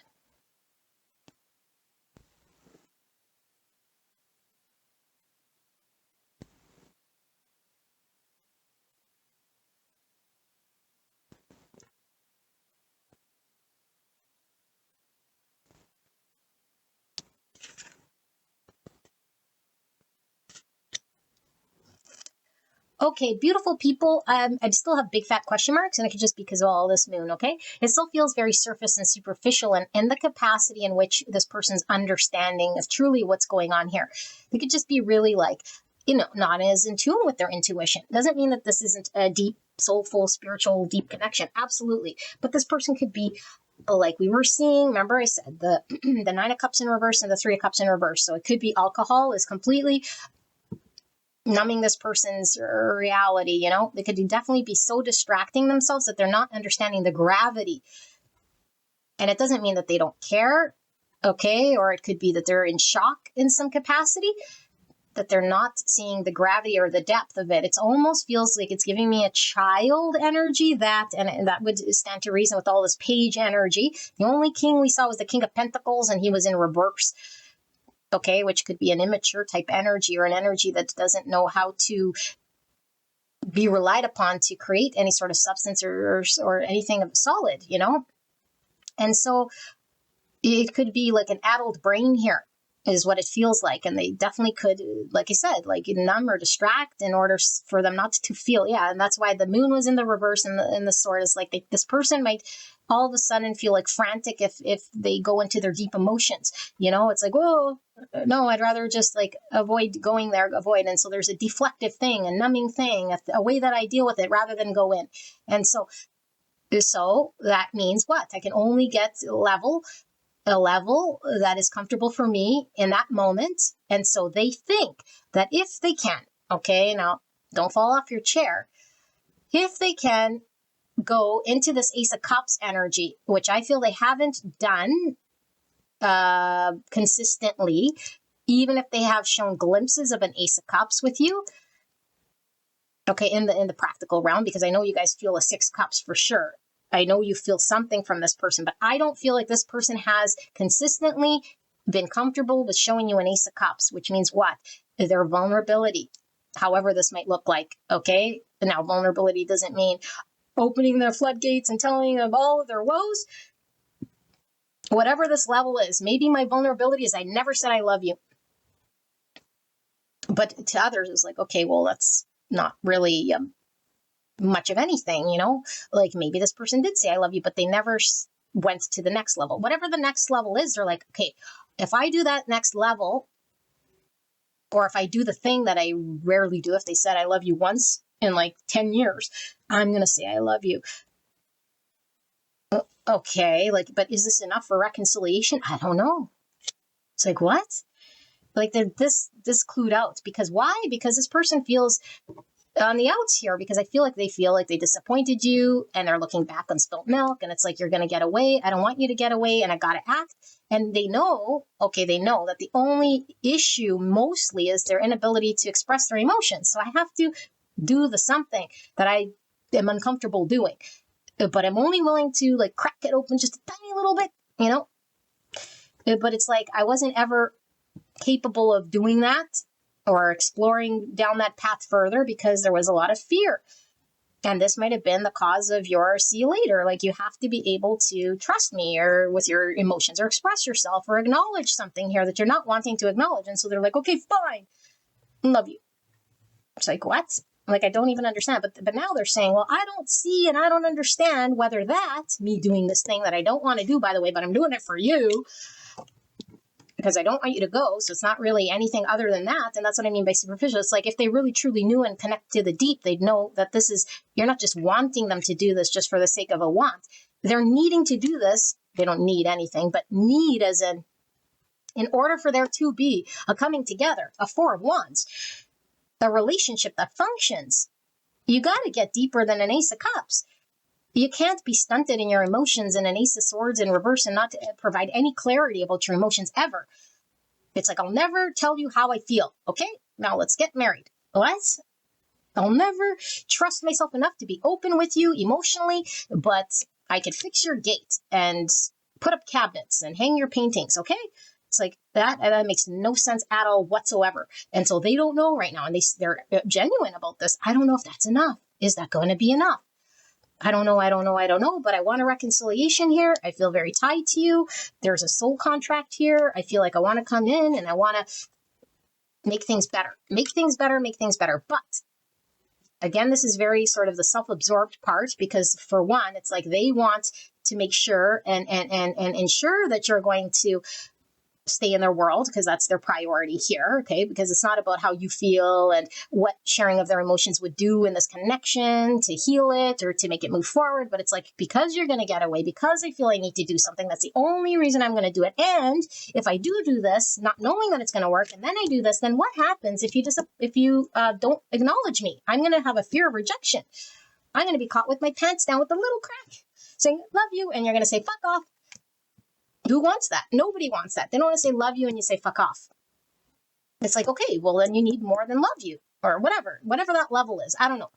You know, maybe it's like they never said to you, I don't know, whatever the level is, because I feel like there's a lack of expression. Maybe they never even said to you that they had any feelings at all.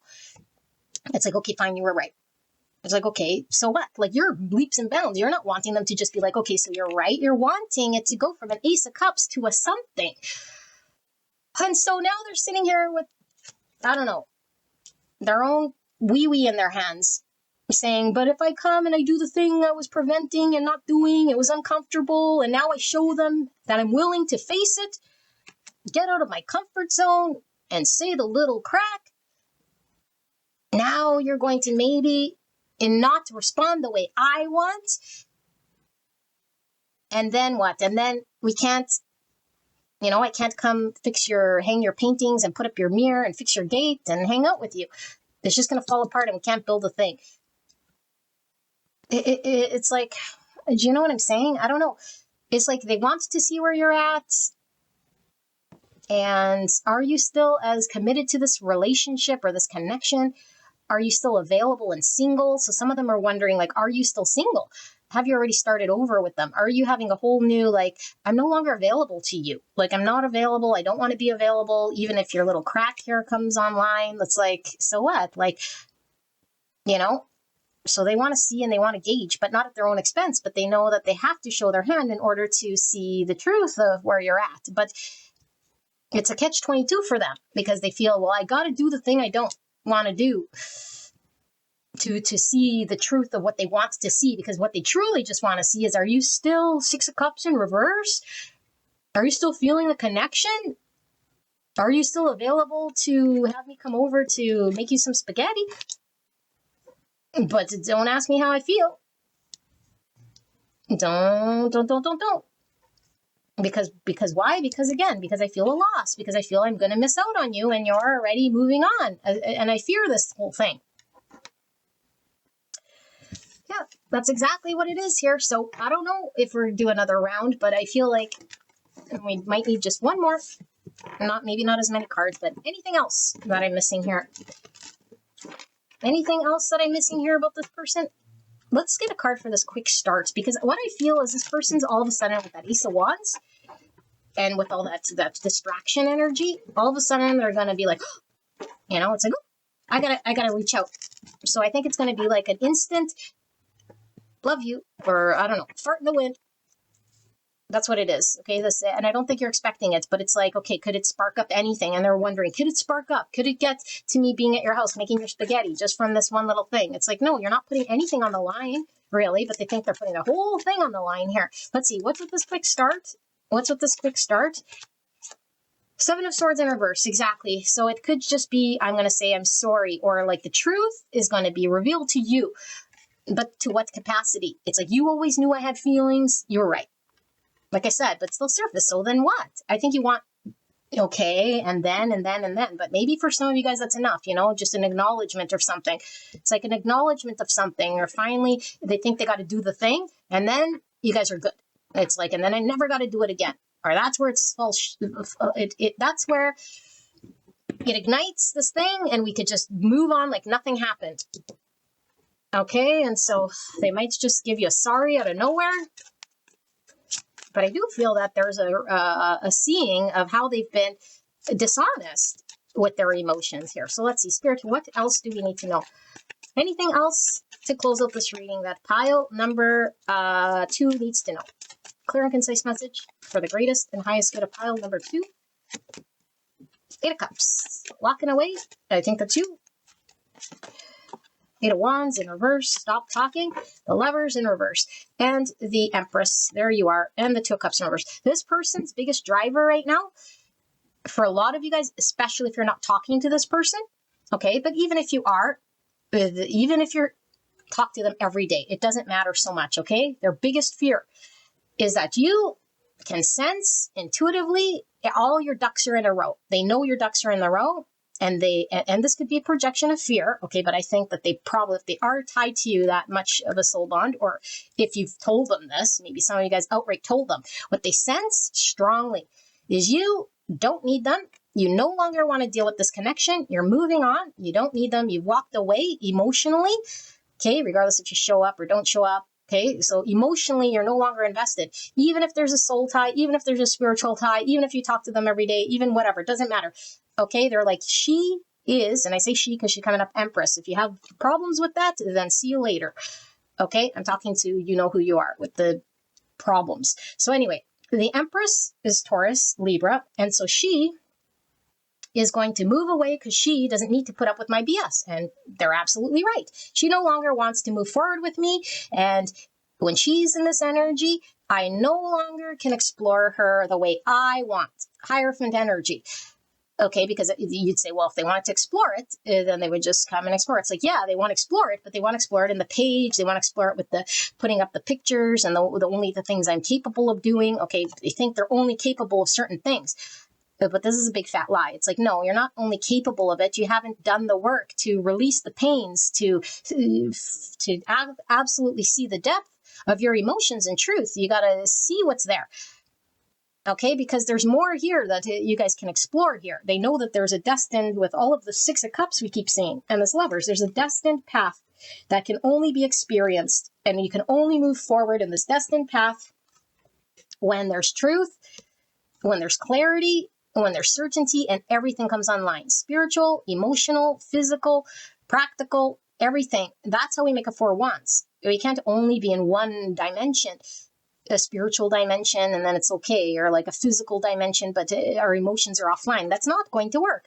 And so there's this block here to exploring this destined Lover's path, because you're saying, I am no longer interested in a Two of Cups here with you. It's not happening. And you're walking away and you're just saying enough's enough. Okay, enough's enough.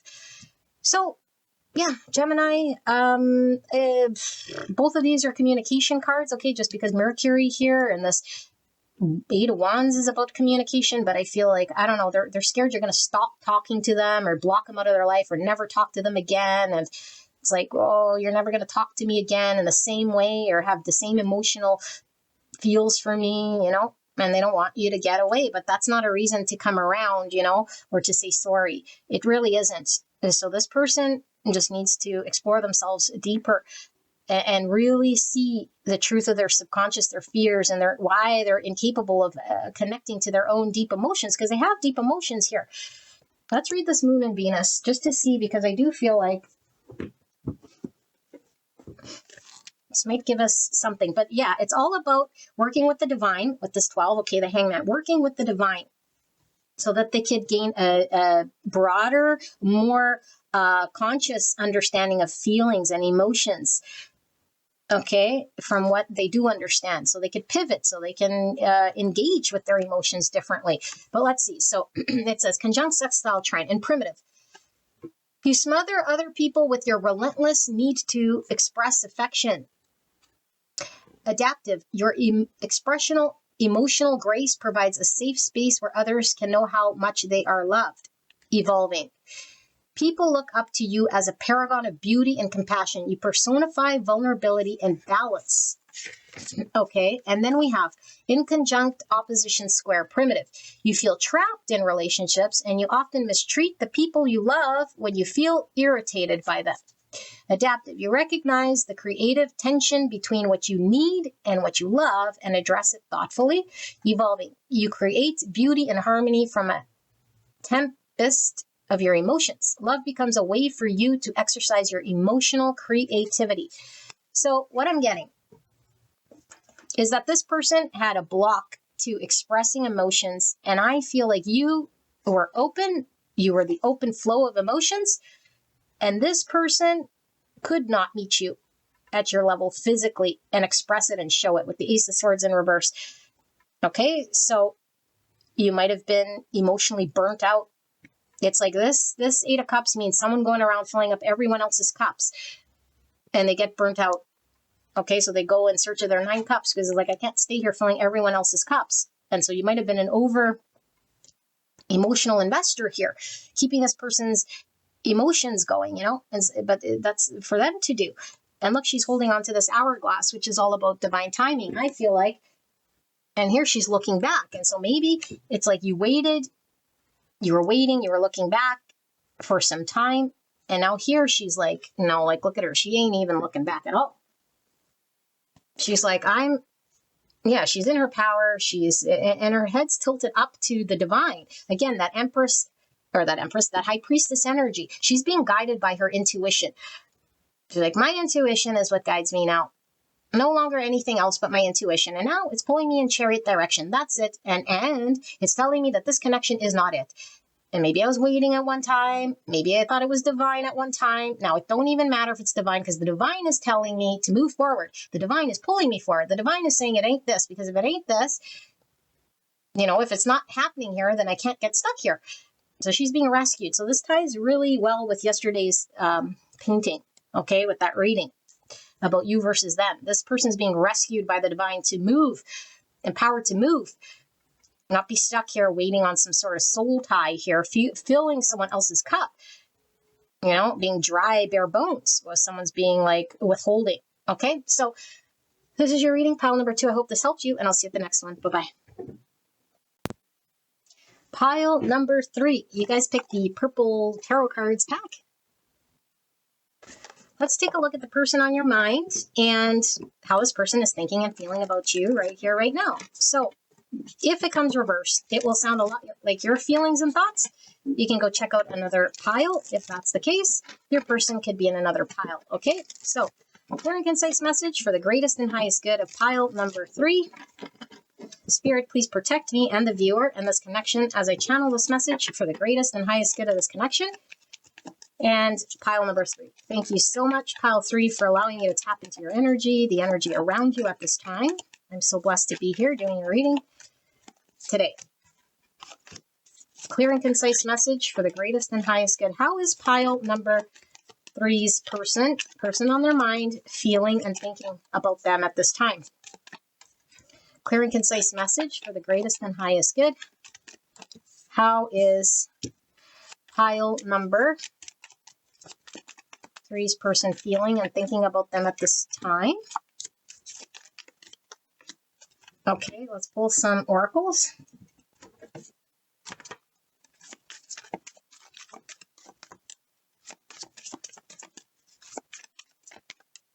Very intuitive pile here, okay, with the intuitive eye everywhere and this purple. So this could be a highly, highly spiritual connection. Maybe this is something that is only in the spiritual realms for some of you guys, okay, or just a very strong telepathic bond here between the two of you guys that's being felt. Okay, so let's see. Spirit, clear and concise message for the greatest and highest good of this connection. How is pile number 3's person feeling and thinking about pile 3 at this time? Okay, let's see. We have Chiron and Pluto. Oh my gosh, heavy, heavy, heavy energy here. 58. Her 13, which is Scorpio energy. Okay, Pluto, the shadow planet. So lots of subconscious energy coming through. True love. Oh my goodness. Is your person short?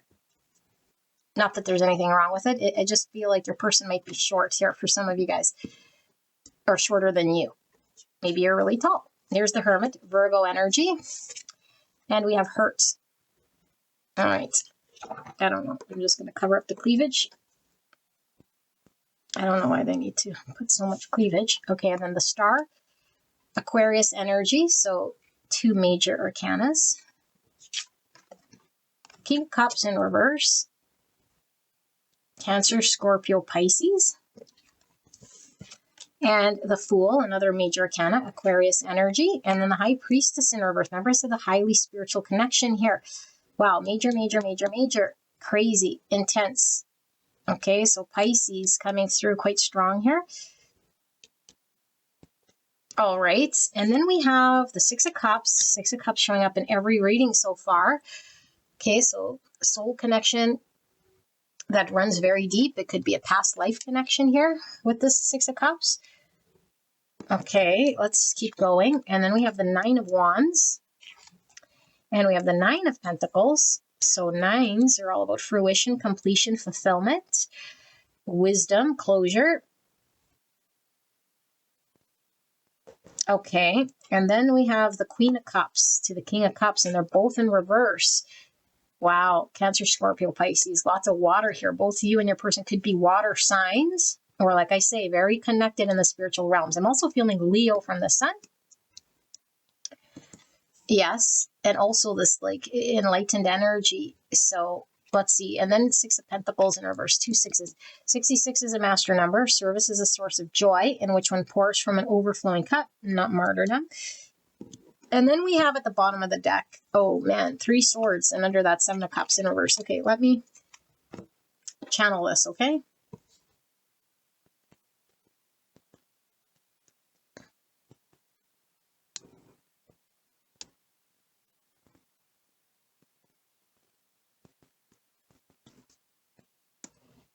Okay, I do feel it's predominantly your energy, okay, but it is talking about the connection here. So I don't know, you could flip the roles. It could be blended, okay, or not blended, but like two people coming through in this energy, because I do see a Queen and a King of Wands. Two people who definitely feel the same way about each other and can't come together. This feels like star-crossed lovers is really what it feels like, but I think it's coming from your angle. I don't think it's coming from your person's, although it can. Let's see. It could be mutual here, especially because I do feel this is a very strong bond. Highly, highly spiritual, highly telepathic. This pile would be the type that can telepathically connect, dream about each other, communicate. I don't know whether these two have ever come together, ever, in the physical. I don't think so. Okay? I don't think so. And it could be like someone I knew a long time ago, or just like someone I don't know, back when I was younger and I haven't seen them, or now I know they're married and they live somewhere else, or we had a past life in a long time ago, or like we crossed paths. Or the song that's coming up, and I'll post it if I remember, is what's his name? James Blunt. You're beautiful. It's like, you're beautiful. It's like, I saw you. I think that's the song. You're beautiful. I saw you from across the room or wherever I was and knew we couldn't be together. It's like after that point, it's like we just couldn't be together for whatever reason. Okay. And so I feel like there's a deep sorrow with this. It's like we can't be together. We can't make it happen. There's a sadness about this whole thing. It's like there's a desire and a hope that one day, but it seems like a fantasy wish far, far away. How would that ever be a thing? And so all I'm left here is with the hurts of this reality.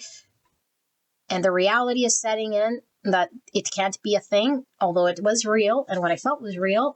And I do know what you felt was real, even if it was just this glance, even if it was just this spiritual thing, even if it seems really crazy. It's like there's an acceptance that there is this real experience of love that was felt, but there's a no understanding or an idea of how it would ever become anything for more than what this is here.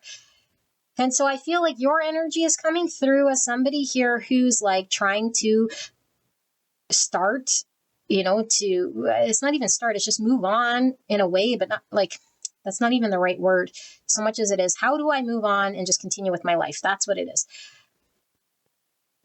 Like, how do I keep just trugging along here? And where, like, this is so confusing because there's no words to this. It's like, if this is love, it's like, how do I invest towards it? And if I invest away from it, it's like, then is that even a loving thing to do? Because what would love do? But you can't invest in it because they're removed practically here. And so, on some level, it's like, so I got to just trudge along with myself, but it's just me and myself now. But it's like, but I left my heart behind. This feels very sad, It really feels like star-crossed lovers. It's like, what's the point of going on? Now, I don't think you're saying, what's the point of going on? I'm just going to end it all. But it's like, really, what's the point of going on in this 3D world? Like, without my heart, without like leaving this thing. And if this is real true love, the way it's felt here, it's like, can I even have a happy future here where I'll be happy? How do I move beyond this? How do I keep going? How can I keep going? Because that's the only thing I can do, but I can't find it within me to do it, because I need some form of strength, or I need to understand. And there's a lot of questions here. Why? Why this person? Why do I feel this way? Why is it so strong? Why can't we come together? What would happen? Like what? And so this brought up a whole bunch of shadowy stuff, okay? And so Spirit wants to answer some of your questions. And this question is, when we get catalyzed into something like this spiritual thing, it hurts, and it hurts for a good reason, because without pain and suffering, we do not go to the point of further realization, okay? And the realization is about self, about divine, about our purpose and healing, what's hidden in the shadow and the subconscious. And so there's part of this process, this catalyzation of sorrow, that is putting you on your life's purpose, regardless if it's going to end up with this person or not, okay? That's yet to be determined. I'm not saying it's not happening. I'm saying it's the driver here. Why we can't be together, and why this happened the way it did, and why this happened to me, and all of this stuff. It's like, this is driving you to do internal work. Not so you could be with this person, not so that you could just keep outwardly projecting, not so you could remain the same, not so you could just move forward, which I think some of you guys want to do. Spirit is saying, no, no, no. And maybe some of you guys have been reflecting, okay? And maybe you're sort of in this middle ground, because I feel like we can't start yet, because the body knows, the heart and mind know, like there has to be some congruency in heart, mind, spirit, so I could kind of move without just the sake of moving for moving. There's some things that are still needing to be understood and worked through. Shadow work, understanding of self, nothing to do with this person so much, okay? But the person and the drive and the sadness is what's driving this reflection and this pain to be explored. And I feel like the Chiron is this wounded healer energy, which means once I understand myself, once I go through the journey, once I see and gets to the other side of this whole thing of what it's trying to get me to do by this catalyzed, painful experience of true love that was unrequited or didn't happen, what happens here now is I start to see something, my purpose, and then I'm driven in a new direction than I might have been had this not happened. And when I'm driven in a new direction, my purpose here is, with this Chiron, is to heal others in some capacity, because I found my purpose. And so now you're providing a different energy into this collective. Okay, this is a very beautiful healing energy with Chiron. Star is all about healing. Okay. And so, but we must heal the 3 swords and do the heavy labor and go through the challenge and the battle and everything from A to Z, all the way, A, B, C, D, all the way to Z. Everything we must experience. Why? Spirit wants to torture me? No, because in order to be this wounded healer or this Chiron, you have to have walked the journey. You have to have done the pilgrimage of the hermit. Okay, and this is why it's happening. And so there's a soul contract of, when I see you, or when the energy gets catalyzed, however it does, is there's an agreement here that you're going to be set to walk your path and find your way through this path, that you're destined to go down this path, that my love is going to drive this change for you, however it looks, even if this means we can't come together right away, or we have 2 separate lives until we do come together. But remember me. You'll remember me when you see me. And it's very sad. Okay, so I could feel this pain. But there is a 3 swords that's in this Pluto. And so this 3 swords could be in a past life. We experienced something that really needs to be resolved in this lifetime. And so when I see you, it's going to be like, whoa, you got to deal with that 3 swords, So it isn't just the 3 swords about this not coming together, although I feel that's the big driver. It's a 3 swords that is in the subconscious. In the Pluto energy, there's something within you that needs to be healed. It's still being worked through. Maybe it's how you relate to emotion or express yourself, or how you deal with pain, or how you deal with love or connection or honesty about who you love and how you love and what you put up with. There's a need to know oneself better. Okay. But also I feel it opened up your intuition. I feel the intuition's like, boom, and now it's like, whoa, I'm seeing it. It feels like now you're on, I don't know, some sort of like drug here in a whole other dimension, feeling maybe completely ungrounded even. Yeah, completely ungrounded. And so there's a need to go from A to Z and to get back grounded, because when we get catalyzed like this, our energy shoots up, through the crown of our head, and we go off into some outer space. And it takes a while to get back grounded again when we are catalyzed. This feels like a twin flame catalyzation. This is exactly what it feels like, okay? Even if you don't believe in that label so much. But it's like now I'm in my fantasy. Now I'm in my headspace here in some other dimension. And I can't get back to reality or grounded in any way. And I don't know, reality from, again, reality. What is real? Because all these dimensions are real.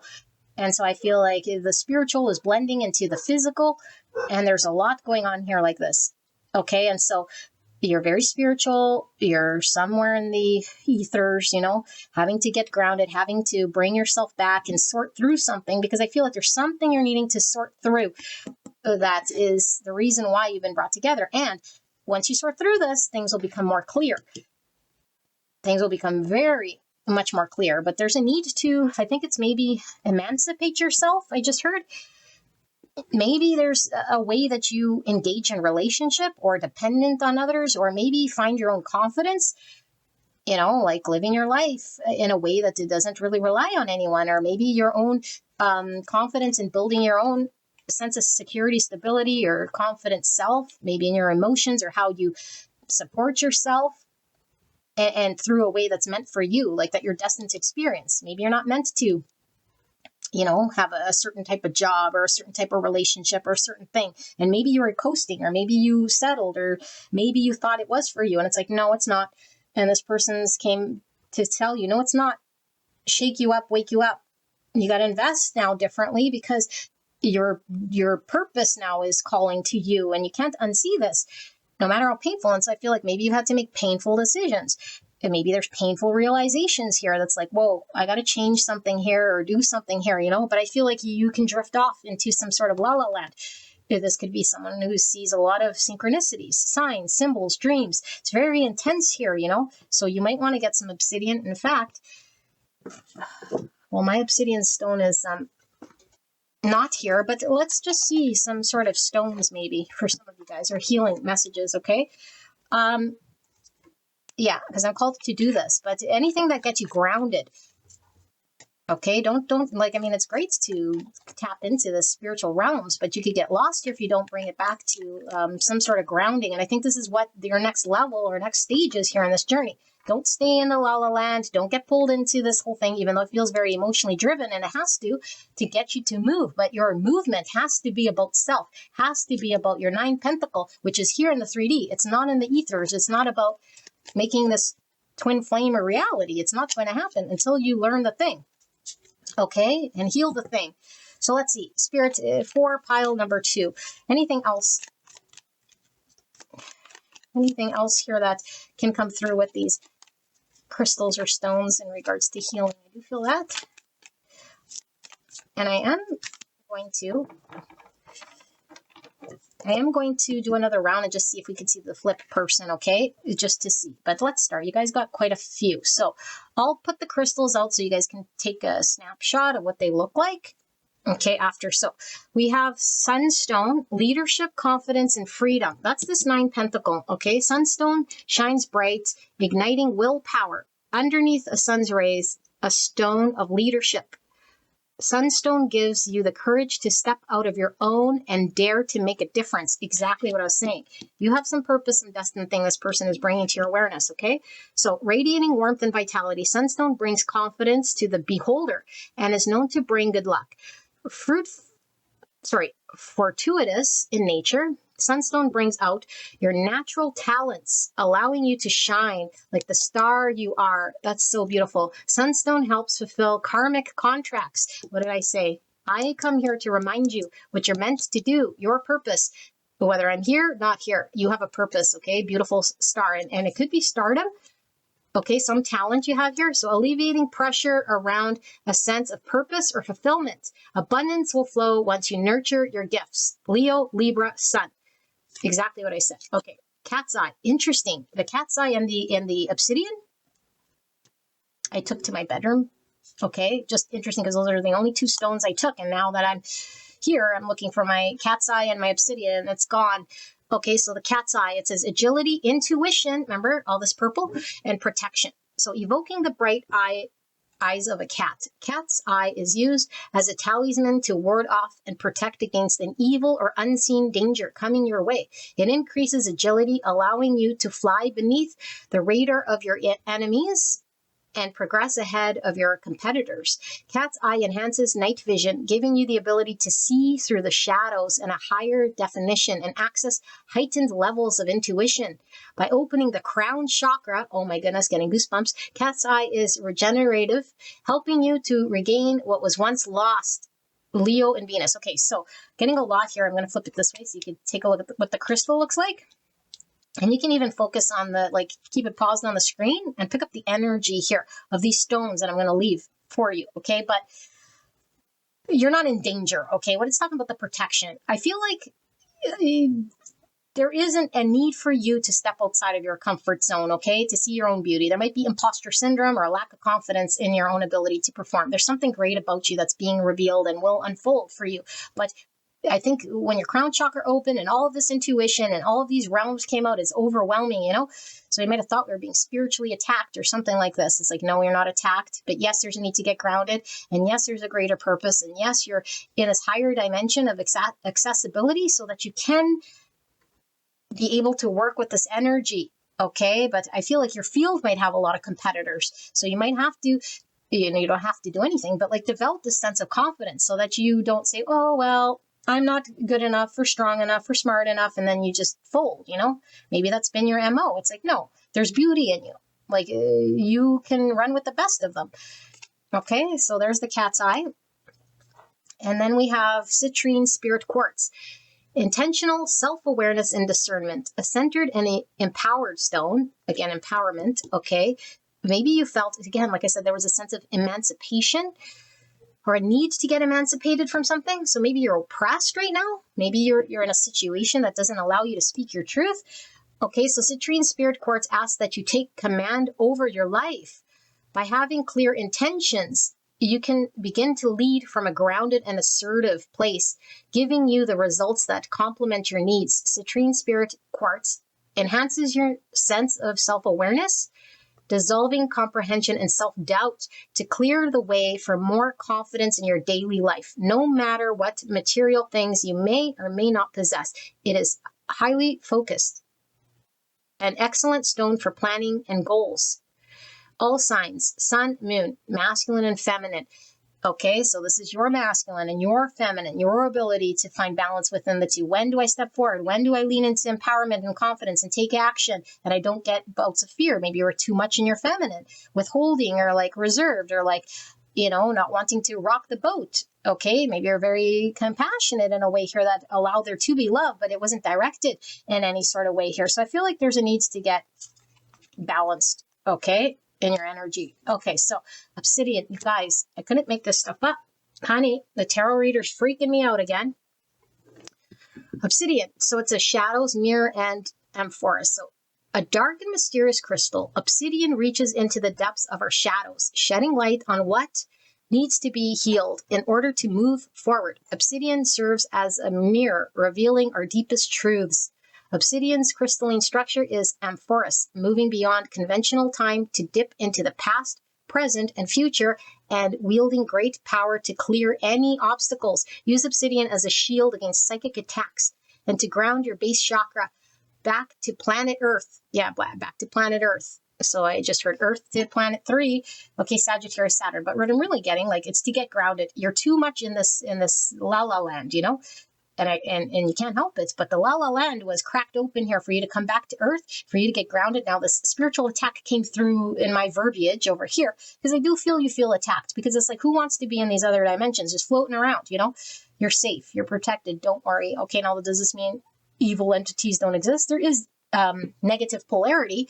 Okay, not everything is love and light. There is negative polarity, but it's just an absence of light. Okay, and so once you shine your light, darkness does not like the light. And so your beautiful light here is coming through. So you are protected. There's nothing you need protection from. Okay, but what you do need to do is get grounded here in the 3D. Okay, because you're in La La Land. Okay, not by your own doing. And so here we have Kunzite. Love, femininity, and transition. As it breaks down barriers surrounding the heart, Kunzite offers unconditional love to heal lingering wounds. Lingering. Remember I said there was a wound here before this person came online. Lingering, okay? Kunzite helps you to feel safe while being vulnerable, allowing you to express your love authentically and expansively. A highly vibrational stone, Kunzite protection can be used as an energetic shield that surrounds your aura and protects it against emotional vampires and negative influences. There again with that spiritual attacks, a need for protection. Maybe you have a lot of people that pull on your energy. Maybe you're very loving and compassionate and kind, and you don't know how to have boundaries or protect your beautiful love. Okay, I feel this is very beautiful, divine, feminine energy, but of course, self-love, we have to know how to do this in order to practice unconditional love. And so if we have unconditional love for other, there has to be an unconditional love of self. They go hand in hand. You can't unconditionally love other if you don't unconditionally love yourself. And so we might be, because of the unconditional love of other, learning the unconditional love of self, which means we're healing this 3 swords. Okay, this feels very twin flamish, like I said, because the unconditional love, which, like I said, I'm going to stop saying because it's just love. How to love someone is not transactional. It's not based on whether you're here. It's not based on a fear or a need or a desire of having this or having that, or it to come together, or it didn't do that. No, it's just, I love you, period, end of story. That's what love is. But we must know of our own self-love. Okay, so negative vampires around you, negative influences. And so it says, this stone aids in feminine rites of passage from puberty to becoming a mother. Kunzite supports loving your body, no matter what phase of life you're in. Taurus, Leo, Scorpio, Venus, Pluto. So I think there is a lack of confidence.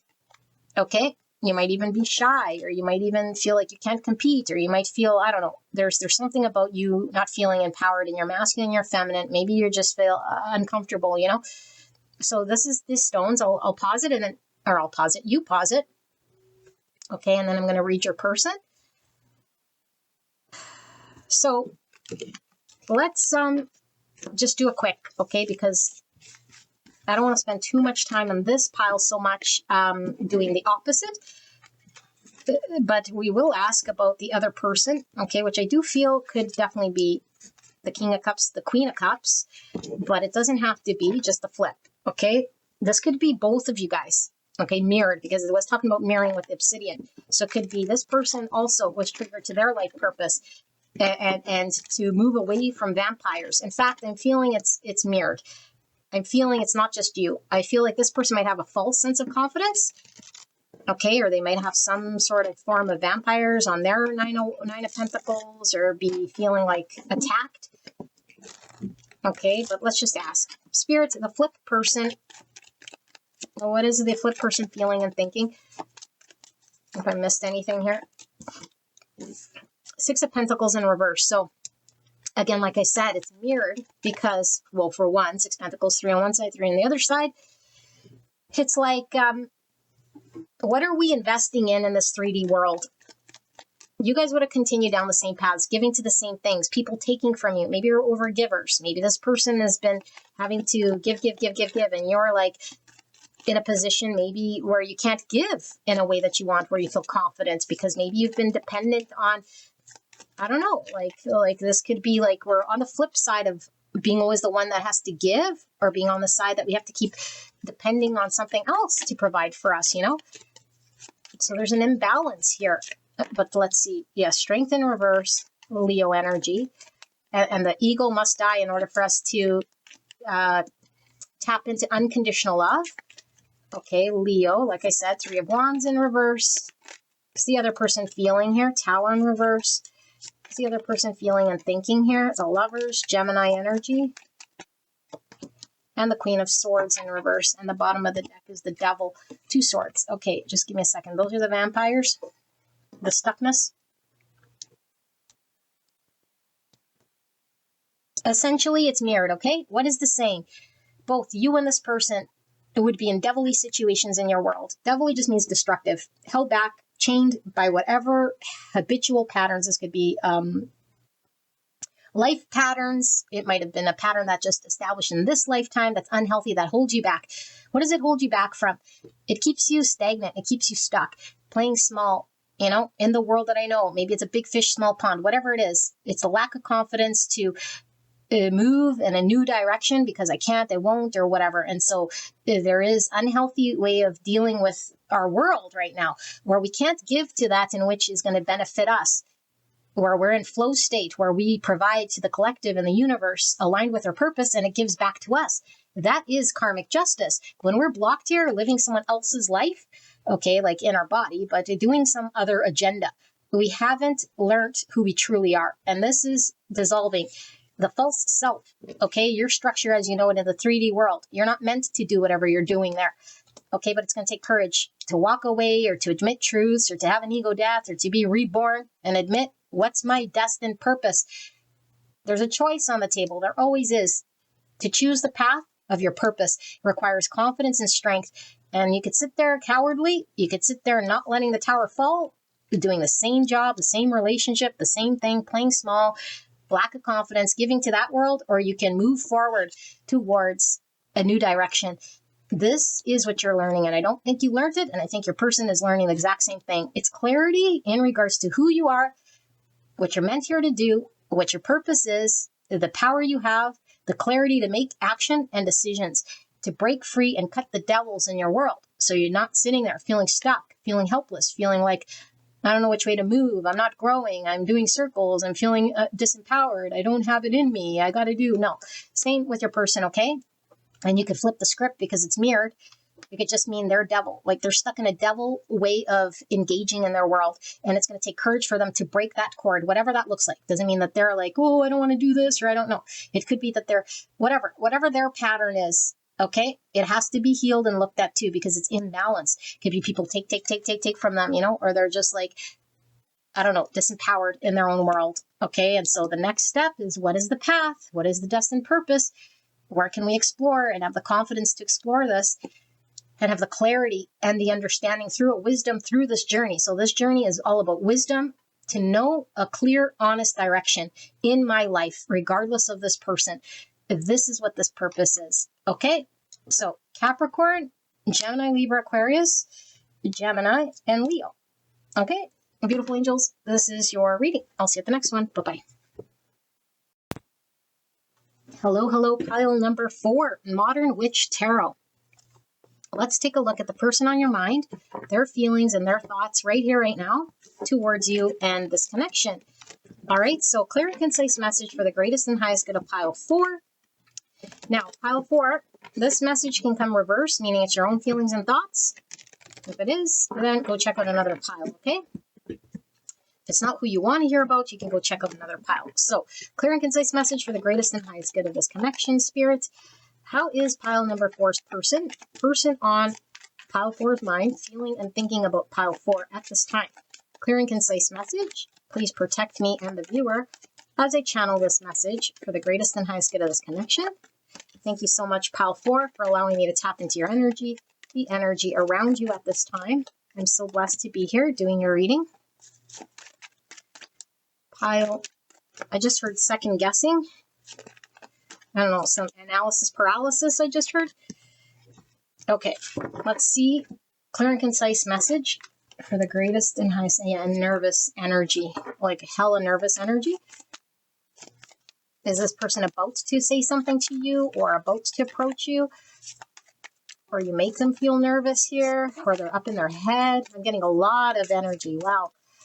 I don't know if this person, I just caught him in this, like, there's one more in this point in time here, but there's A lot's going on here. Clear and concise message for the greatest and highest good of pile 3, Spirit. What is pile 3's person thinking and feeling about pile, did I say 3? I'm so sorry, pile 4. Pile 4's person on their mind thinking about pile 4 at this time. Pile 4, okay. All right, let's take a look. So we have 4 Pentacles, held back energy. They're either held back or hanging on. One or the other, hanging on too tightly. It could be, there could be anxiety if you get in the way here. I was feeling anxious. Ace of Wands. I need to move. I need to move from being stuck or something like this, okay? 5 of Cups, feeling disappointment, sad, looking at what didn't work. 4 of Swords, a period of reflection, a healing period. There could definitely be a breakup here. High Priestess in reverse and not knowing and not seeing and not understanding. Pisces, Page of Swords and not understanding. And an 8 of Cups in reverse. So this is stuck energy as well. It's like I can't move on from something here that isn't emotionally satisfying. And the 4 of Cups isn't emotionally satisfying. Okay, so good intentions. Alrighty. And we have the Sun and Saturn with the number 6. So we have some Gemini, Capricorn, and Leo. And Aquarius energy coming through. Sun and Saturn right by this 5 of Cups, okay? And then we have this Uranus and Uranus with 59. This is getting a lot of Tower, and also with the Sun is like a realization, an awakening of sorts, a judgment. Yeah. Okay, so that's 14, right? So that's Sagittarius energy, but Temperance and Taurus and Aquarius again. Okay, and then Venus, Saturn, 32, or the number 5. So more Saturn energy. Capricorn and Aquarius. Lots of Aquarius. Venus, Taurus, Libra. Okay. Okay. All right, let me tap into this energy and let me see. Sorry, I want to see this. Do I have this? What's the Sun and Saturn all about here in the book? Conjunct sextile trine. You are authoritative and bossy because clearly you're superior to others. Adaptive. Your sense of true responsibility and duty promotes sincere integrity. Evolving. You do whatever it takes to be completely responsible for the way things are. And art. You make no excuses or blame anyone else for the problems at hand. Primitive. You feel oppressed, worried, opposed, and restricted by outer authority. Use frustration around feeling restricted as fuel to drive you to set and achieve goals. You marshal your determination and perseverance to keep pushing against whatever is holding you in, down, or back. Evolving. Instead of backing away or doing things when things get tough, you realize that all obstacles are gifts and build character and backbone. The more you preserve, the stronger you become. Okay. Exactly. Exactly. So let me just sit here.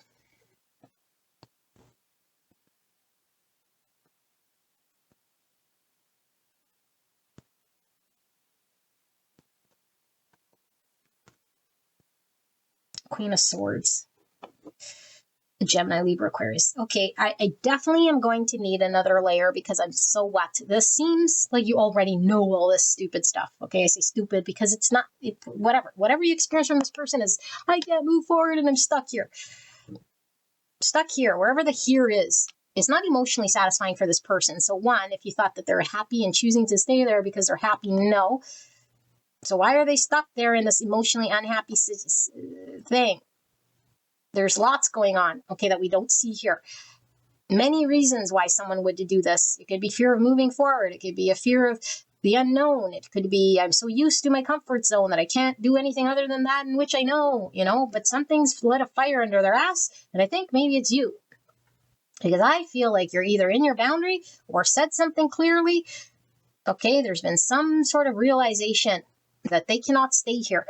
I think they've always maybe known, obviously, they can't stay in some sort of Four Pentacle, holding back too much and incapable of movement and growth is not going to lead to anything.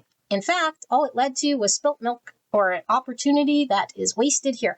And now they're looking at this, having a realization, uh-oh, a big disappointment. I didn't move. I was too closed off. My heart space was closed. And I know better. I wasn't moving forward, so I was stuck in the same place, whatever that means. My heart was blocked, so I wasn't allowing someone to come in, okay? Receiving and giving love couldn't happen. And I intuitively knew better, but I wasn't doing anything here about it. And now I'm having this realization. And I do feel as a realization with the sun here, something's coming to their awareness. And I do feel as a tower with this Uranus. Okay, whatever this tower was, and I think it's something you said or something that you did. Okay, I think it's more said than anything. You said something, and maybe you just said, I know what I want, or I know what I don't want, or this is what needs to happen, or whatever it was. I think you said even maybe, I got to cut away from this thing. Whatever it was, your back is turned, you said what you said, and now you're boundaried up. It's exactly what this is. And I laugh only because this person's now, like, you guys both have your backs to each other. And they're like, oh no, it didn't work. And I knew that being in this energy wouldn't work. And now there's this need to do something here. And so here I am, woe is me, that I need to process, which I think was however long, because I do feel like in the passing position, it's like the tower happened. The woe is me. I needed to reflect on this. I got caught off guard, or you hurt my feelings by what you said, but it was true. And now I'm left with a not knowing and an uncertainty and a lack of clarity.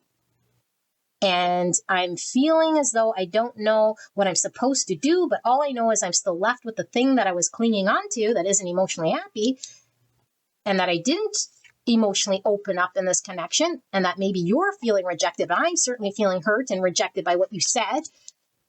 And now there might be a fear of rejection because I don't know what to do. How do I come forward to you? So I feel in this pile. I'm not talking to you. My back is to you. You're boundaried up. I'm just looking at the consequences of my non-action or my blocked emotion or my inability to connect, and then woe is me, and then I feel rejected by what you said, and I don't know what this all means. I don't know what I'm supposed to do. I don't understand, but I'm here. I'm here with my emotional dissatisfaction. However, on top of it all, does this person have feelings for you? I think they have good intention. Like, they want things to work. They wouldn't feel sad if they didn't feel for you. They wouldn't be disappointed, or I feel like however they acted might have made them feel like, oh, I'm disappointed in how things panned out here. I might regret that I was held back or what I did, but I think what they're really feeling bad about is whatever you said to them. I think it made them feel bad and rejected. So really, it's like my intention is just to like have you on my good graces. Okay, so what? Like, I don't know. There's a dog here talking about loyalty. There's flowers here, and this is showing appreciation, showing value. You know, it's like, I value you, I appreciate you. You know, it could be even a 3 cups, wanting some form of a reconciliation. So the intention is good, coming from a place that you can trust. But it's like, so what? Like, I don't understand. And that's what I meant. Like, there seems flat here. Venus, Saturn. Now I want to read the Venus, Saturn, because 32 and a 5. So 5, yeah, there was conflict, loss. There was like loss. There was a conflict with the tower.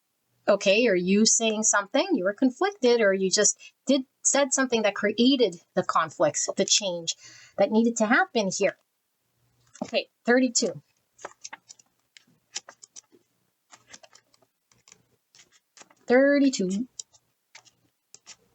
So Venus, Saturn, it says conjunct sextile trine. It says you make a rigid rule that blocks spontaneous love from your life. I think you cut this person off. Okay, but I'm not saying, oh, you just did it out of the blue. Maybe. Okay, I doubt it. I think this person was too held back, was too blocked. Love, there's a block to loving this person. Okay, you are trustworthy and consistent in love, and others admire your loyalty. Evolving, you have learned to create more love from the pain of loss and limitation. Having endured loss, you stand as a true authority on love. Okay, and then we have in conjunct opposition square. Primitive, you are a heartbroken heartbreaker who consistently feels cut off from love. Adaptive, you get real about love and make practical decisions about your core values. Evolving, you have learned to work through obstacles of all kinds to find enduring love. You teach others about love and commitment. So this person is somebody who knows that love hurts. You know, it's like I could hurt you and you could hurt me. And so this person might have been like not wanting to get hurt, not wanting to get rejected, and at the same time not opening up. And then what happened is they got hurt. They got hurt because they were being stingy, or they were withholding, or they weren't showing any love, and you said no more. And so now they're sitting here with an uncertainty or a lack of clarity in how it is that they can move forward or do something or deal with their block, their comfort zone, and face their fear of maybe getting rejected or their fear of opening up. Because I think this person experienced heartbreak in the past. They could have had situations, you know, where they just fear getting heartbroken. It's like, I don't want to experience heartbreak, but it's like, okay, well, you just experienced someone cutting you off. So now you're experiencing the heartbreak. So I don't know. It's like self-fulfilling prophecy. Now, I do feel this person wants to come in with some form of a reconciliation, but like just to what? Get you on the good graces? I don't think there's any game plan. And I think this person is still mourning the connection or processing your abrupt boundary is what it seems like. And it seems abrupt here because of the Tower, or this like, you know, realization of the pain. And so maybe they didn't realize that there was pain here with this Saturn energy, because I feel for this pile, it's been a long time with Saturn. So either you've been experiencing this person stuck for a long time, or you've been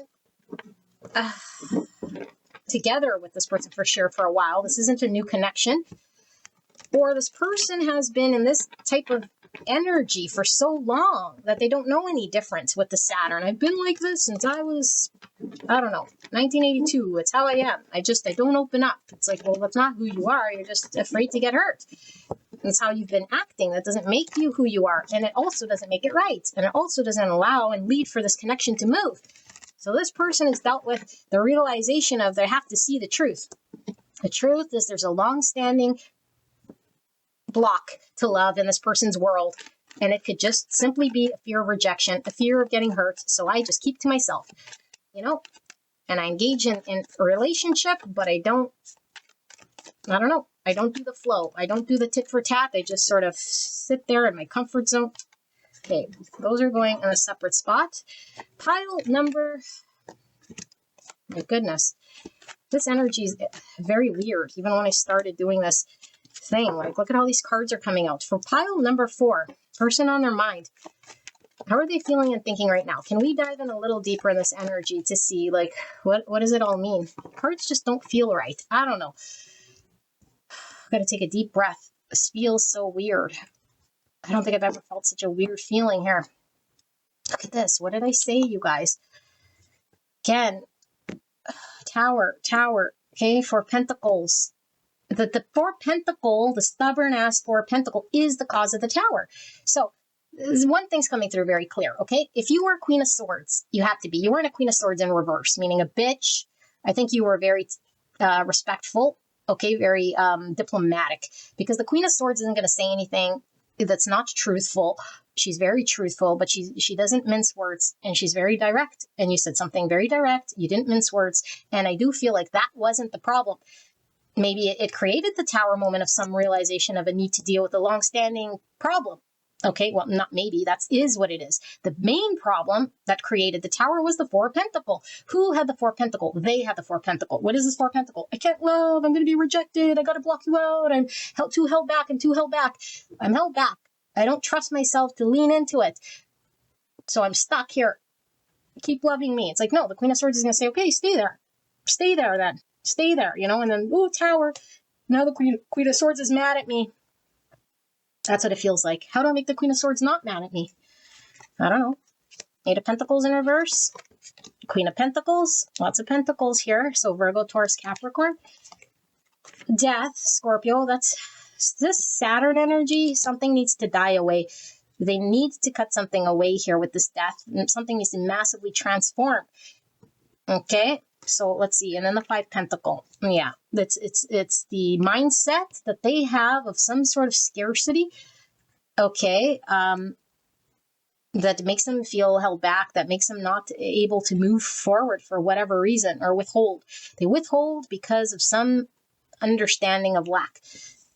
With the 5 Pentacle, there's the Ace of Swords in the reverse, and 10 of Pentacles in the reverse, 5 of Wands, and the 10 Wands. Oh my goodness. Okay, let's, you know what? I don't want to see these just yet because we're going to confirm, but let's see. 3 of Cups. Yeah, remember what I said? They want a reconciliation. That's exactly what they want. Okay, so let's see what's going on here.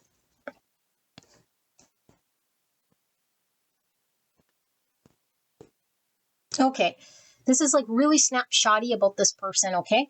Snapshotty, because I feel like it's I'm used to doing like subconscious and deeps and everything. This is very clear. It's how are they feeling and thinking. I think this person is very practical. If you they're very practical, okay? There's nothing that's all like, how am I going to say this? Breathe, Linda.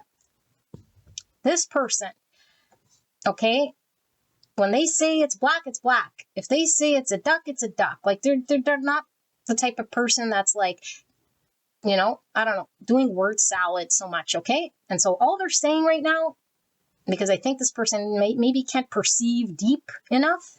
All they know is what they experience here, or at least this is the energy that I'm feeling. And they're saying there was a tower because the Queen of Swords got mad about something. And the Queen of Swords is the provider of my structure. The Queen of Swords makes me feel okay. And now I'm not feeling okay because I'm out in the cold. And she's no longer in my world, investing in me, showing up in my world, making my lunches, washing my laundry, telling me how am I doing, whether I have my lunch. She's not doing that no more. And because she doesn't do that now, I realize the hole in my life. No one cares about my lunch. No one cares. Like, seriously, this is how it's coming through. It's like ER, you know? And it's like, so either I stay in this ER energy that nobody cares, and I'm out in the, and it's not even a no one. It's like, you used to care, and I had someone here, and now she don't care, and now there's a tear in my beer. What do I do about this? Okay, and it's like, well, something must transform, because it's either I stay here in my 5 Pentacle without my queen, or I transform something, but I don't know how to transform, and I don't know what to say, and I don't know what happened, and I don't know what happened here. I don't know. She just cut me off. I don't know. I'm unclear. I don't know what to do. I don't know what to say. It ended just like that. It's just over just like that. I went from the warm sunlight, working, caring, to being kicked out. It's like this, and then it's that. Okay, so this person, it might have just happened very fast, of course, because tower. Okay, and so they're still like, wow, they're gaining their bearings, because I think it took them for a loop. Now, why did it take them for a loop? Because maybe they thought you were building to something with them. Maybe they thought you guys were going to build something for sure. But look, it's Pentacle, Pentacle, Pentacle, Pentacle, and so it's like, maybe you were building and whatever, but it's like, okay, well, we could build, but you can't be stingy here. Like, building to this means there's a certain requirement from you, and you were too held back. Okay, now, I don't know, for some of you guys, maybe it was just an argument, but no, I feel they were stubborn. They didn't want to invest, and I think you were putting all the investment. And maybe they were like, because I do feel they were thinking, well, I was always showing up, maybe, I was consistently sort of there or something. I don't know. Or maybe they just didn't even try, but I don't think that's the effort. I feel like you were consistently, I think you overgave to the situation, and then you had enough. That's what I feel. You overgave, you had enough. You no longer care about the lunches. And now they're out there saying, who's going to warm my lunch? Who's going to cut my sandwich in half? Who's going to put the Doritos in my sandwich? Not this Queen of Pentacles. And so now they're like, oh, the future vision that we could have had, it goes with it. It goes with it. Now, I don't know if this person ever talked to you about a future, because in this energy and the feet grew like stuck on glue here, I don't think that you felt they were building anything with you. And you might have said, well, every day we're like building. I'm always here, cutting your sandwich, doing your laundry, making you feel good, asking you questions, tucking you in, and all of this stuff constantly for who knows how long with Saturn here. Okay. And it never built to anything other than just Groundhog's Day. It never built to, okay, let's talk about what we're going to build, or a future, or whether you want to see a future with me, or what we can build together. And now all of a sudden there's this overwhelm, So how's your person feeling? Overwhelmed by this tower, by you being Queen of Swords, and they're like totally conflicted and feeling like, oh my gosh, like I'm totally overwhelmed here. This tower, I don't know what just happened. And also, I feel they're overwhelmed by what? By a need to talk about or be clear about what they want to build. I was trying to avoid it. I was trying to tiptoe around it. Why? Because it would require some form of transformation that I wasn't ready to do or acknowledge after so long with the Saturn energy, that maybe you all of a sudden saw the light, or you brought it forward and you said, hey, with the Queen of Swords, it's been year 8. I keep cutting your sandwiches. Where is this going? And they're like, oh, I was hoping you would never say or see. I was hoping you'd continue doing what you do. And now all of a sudden you saw the truth that I was holding back, the truth that I was not willing to move. And meanwhile, I think you saw the truth. I think you were just giving this person compassion and love, compassion and love, cutting their sandwich day in, day out. And it wasn't building to anything. And now it's like, now all of a sudden I got to deal with a thing I thought 8 years that I would never have to do, and now I'm overwhelmed by this and I'm conflicted. How do I? It's like, well, you had 8 years or however long to figure this out, and all you did was just allow this thing to happen. Now, this Queen of Pentacles, Queen of Swords, she definitely allowed it too, but I think she was, being compassionate. A Queen of Pentacles is going to be like very caring, compassionate, grounded energy. She's not going to just say, fuck it, but she turned from a Queen of Pentacles to a Queen of Swords. That's the thing. And I think that's the shock. That's the tower. It's like a Queen of Pentacles isn't like a Queen of Swords at all. So you might have been just very caring, consistent, showing up, and now instead of a sandwich, it's like, and you just lock the door. And now they're like out in the cold here. Like, oh, what happened? It just ended just like that. And now I'm caught with my, pants down and I don't know what to do. Maybe I could just say sorry, or maybe I could say thank you for all the sandwiches you made for me, because you were really loyal to me and I'm loyal to you. But it's like, yeah, but you're saying, well, what about this? Where was this going to go? Like, were you going to move from your 4 Pentacle? Were you going to get clear about it? Were you going to take action about it? When were you going to get honest with me? Or when were you going to know the truth? Or when were you going to decide? Were you ever going to decide? Were you ever going to talk to me about it? Was things ever going to change? This feels like nothing's ever going to change. And I'm going to constantly just sleep on your couch. Oh, okay, we got cards here. So let's see. 10 of Cups. So this is what? The ideal relationship? So there's no doubt that this connection makes both of you guys very happy with this 10 of Cups. Okay, but I feel like it's potential. It's like pie in the sky potential here, unless it grounds with the 10 Pentacle that never really happened. I feel like you were in Groundhog's Day with an 8 of Pentacle until it became an 8 of Pentacle in reverse. I can't continue this day in, day out consistent thing. Chop wood, carry water, where it's not leading to a build of anything.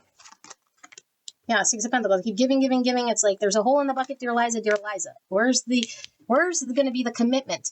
Yeah, I'm committed and loyal to being here day in, day out, but there's no real contract of commitment here or understanding of something here. So I'm giving to what? A well that's not going anywhere with this Hierophant in reverse, Taurus energy. And then you just said it's over. And look, everything is fine. There's 2 10 of Swords in this deck. This one says everything is fine.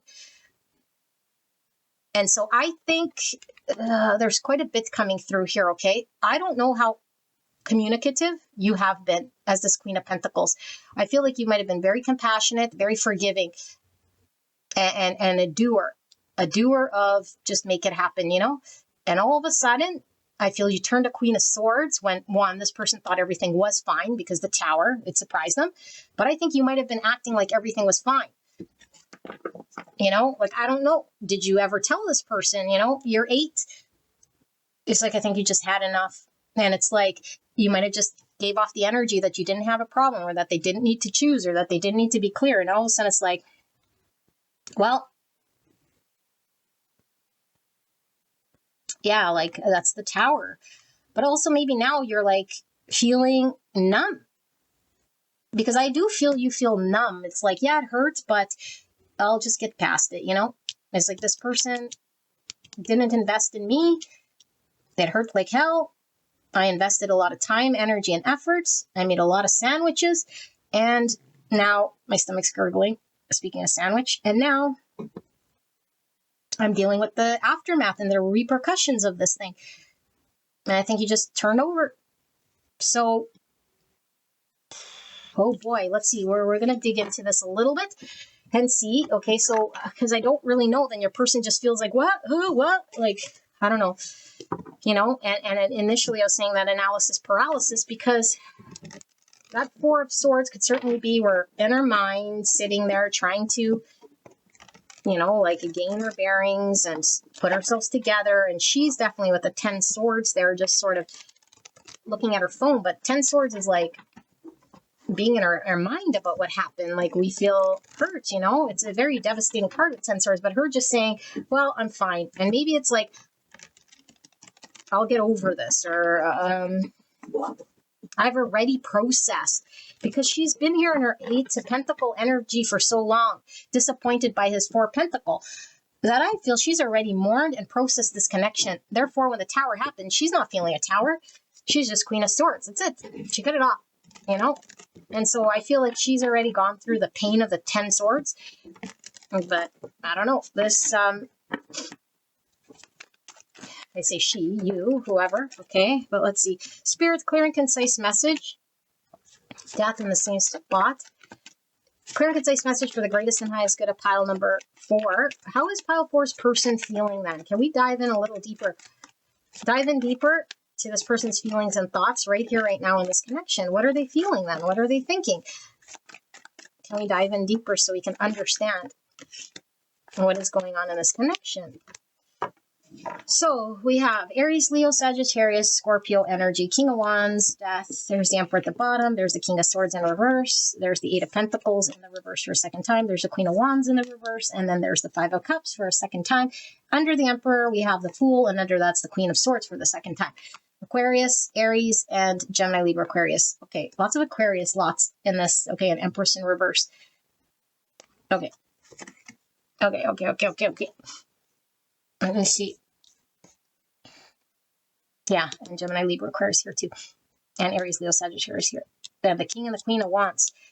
Okay, so divine counterparts coming through here, and the Queen and the King of Swords. Interesting. Okay.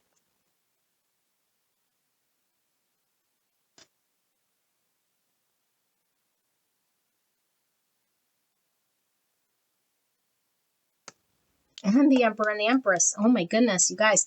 You may realize. Okay, and the Fool. Okay, so this is, it's a little disjointed, and hopefully we could do it some service, and maybe we might have to do another round. But what am I seeing here? What I'm seeing here is somebody who got caught with their pants down, really, at the end of the day. I don't think they were expecting you to say whatever it was that you said, or be clear about whatever it was that you were clear. And what you were very clear, or what you pointed out here, I do feel was a very wise truth. Okay, and what's this wise truth? I wasn't appreciated, valued, seen, underpaid, and overworked. And I kept being loyal, consistent, showing in day out. I put in the energy and effort. Okay, I don't think you were complaining. I don't think you were, I don't know, saying it until the crows came home to roost, or the rooster came home to roost, and you said enough is enough of a great truth here. Okay, now, is it a lie? No. So this person can't argue it.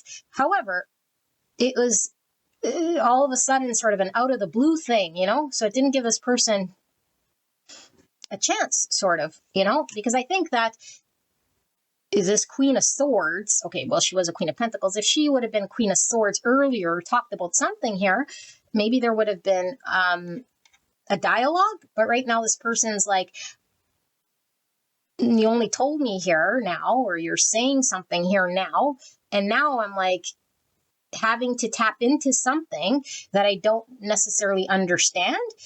okay, I don't understand what just happened here, but I know that it's over and I know that it can never be the same. And what you are saying is there is a form of truth to this thing, because you can't deny that you were cutting my sandwiches.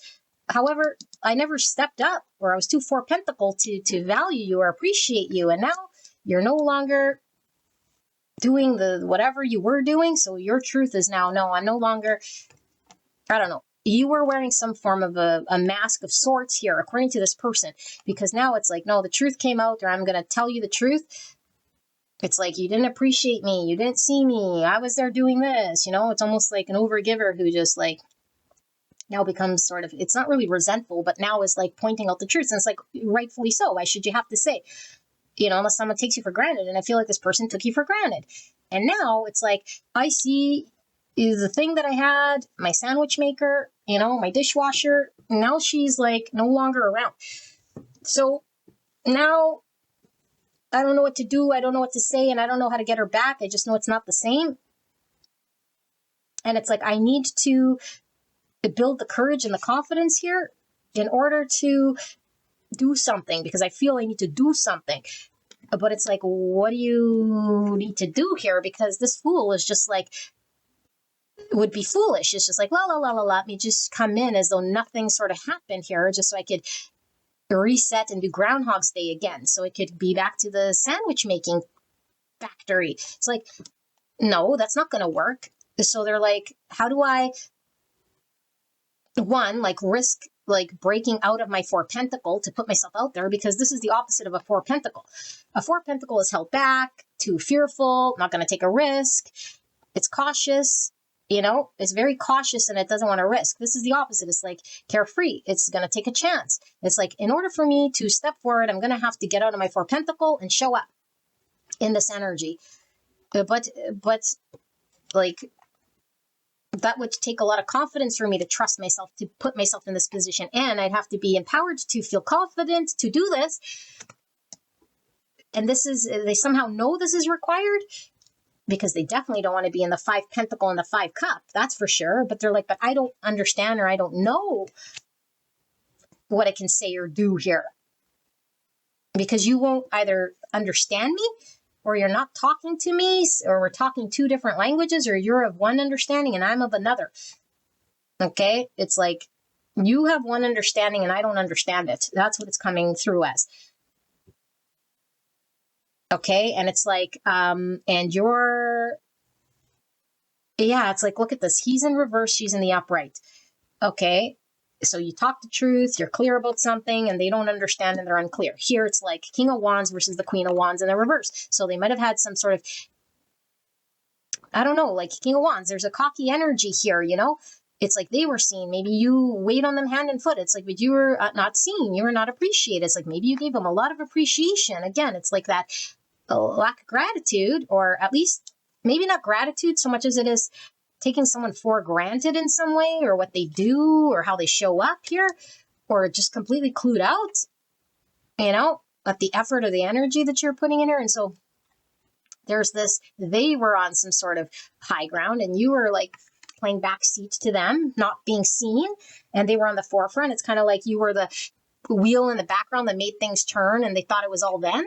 That's kind of what it's giving me. It's like, maybe they thought because they were doing certain things in the connection, like whatever they were doing was like, I was doing these things. It was not that they're saying it's all them, but they didn't realize how much of the backbone you actually were, especially now they're Five of Pentacles. It's like they're realizing, whoa, that was really the gears in the background that was like propping me up. And I didn't even pay attention to this thing. So this really feels like a husband and a wife, where the wife would do these things that he doesn't even know, wash the socks, and that's why I'm getting into all the task manager stuff.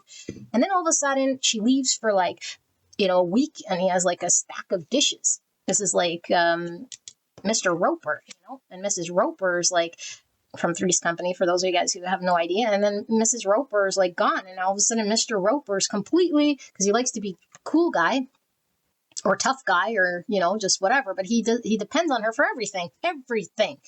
And so he was depending on her for everything without having to say thank you or I appreciate you or let me take you out for dinner or let me rub your feet for once or let me make you feel like a beautiful princess queen. It's like, make me feel seen, make me feel appreciated. Where's my sandwich? Where's my lunchbox? You know, no thank you or no real understanding of what it takes. And she said, no, that's not valuing me. And now it's like, oh, Mrs. Roper, come back. And the only way for Miss Roper to come back is for him to put himself out there. And Mr. Roper is not going to pretend he doesn't know, you know. So let's see. Clear and concise message for the greatest and highest good of Mr. and Mrs. Roper. Clear and concise message for the greatest and highest good of this connection, spirit. Can we dive in a little deeper? Let's just see. What is pile number 4's person feeling then? Can we wrap this up and clear up anything I'm missing, any questions pile 4 still has about how their person is feeling? How are they feeling then? Like, what about it? Judgment in reverse. So this is a strong judgment energy. Okay, but judgment in reverse. So what are we not seeing or understanding here?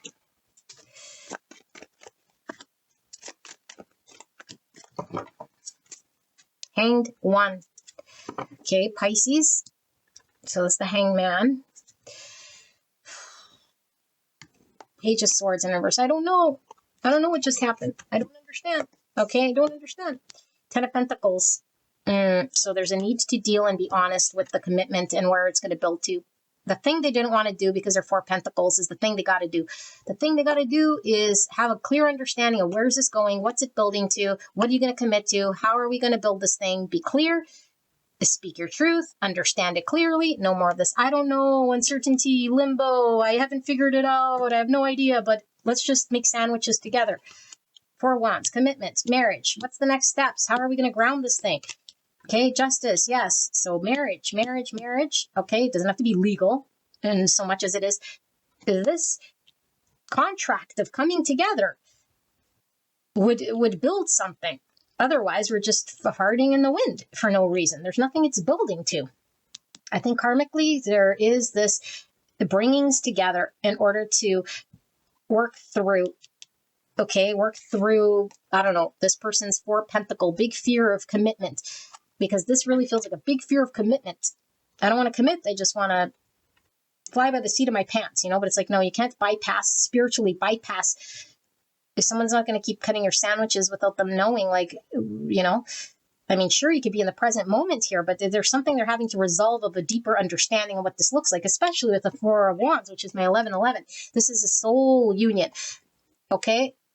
And so the soul union can't have fear of commitment because what this is like, I have a disjointed understanding of what being autonomous looks like and my independence and my freedom. And I tie that with who I am and I got to be this free being. And so therefore we can't get married or I can't commit to you and I can't. And it's like, no, that just means you have a fear because when you are in a truly united, committed spiritual connection, there is no abandoning yourself. There is freedom. There's parallel freedom. The feminine and the masculine can be free and autonomous on their own and still come together and create something beautiful with commitment. Otherwise, it's unhealthy. Otherwise, we're just running around, like holding back and fearing. So there's a reason why we fear this. Fear of disappointment, fear that I can't perform, fear that I can't build what you want, fear of it falling apart, fear of something I don't see or understand. And so I just prolong it and stay in my 4 Pentacle and block it until the point where the camel broke the camel's back or whatever.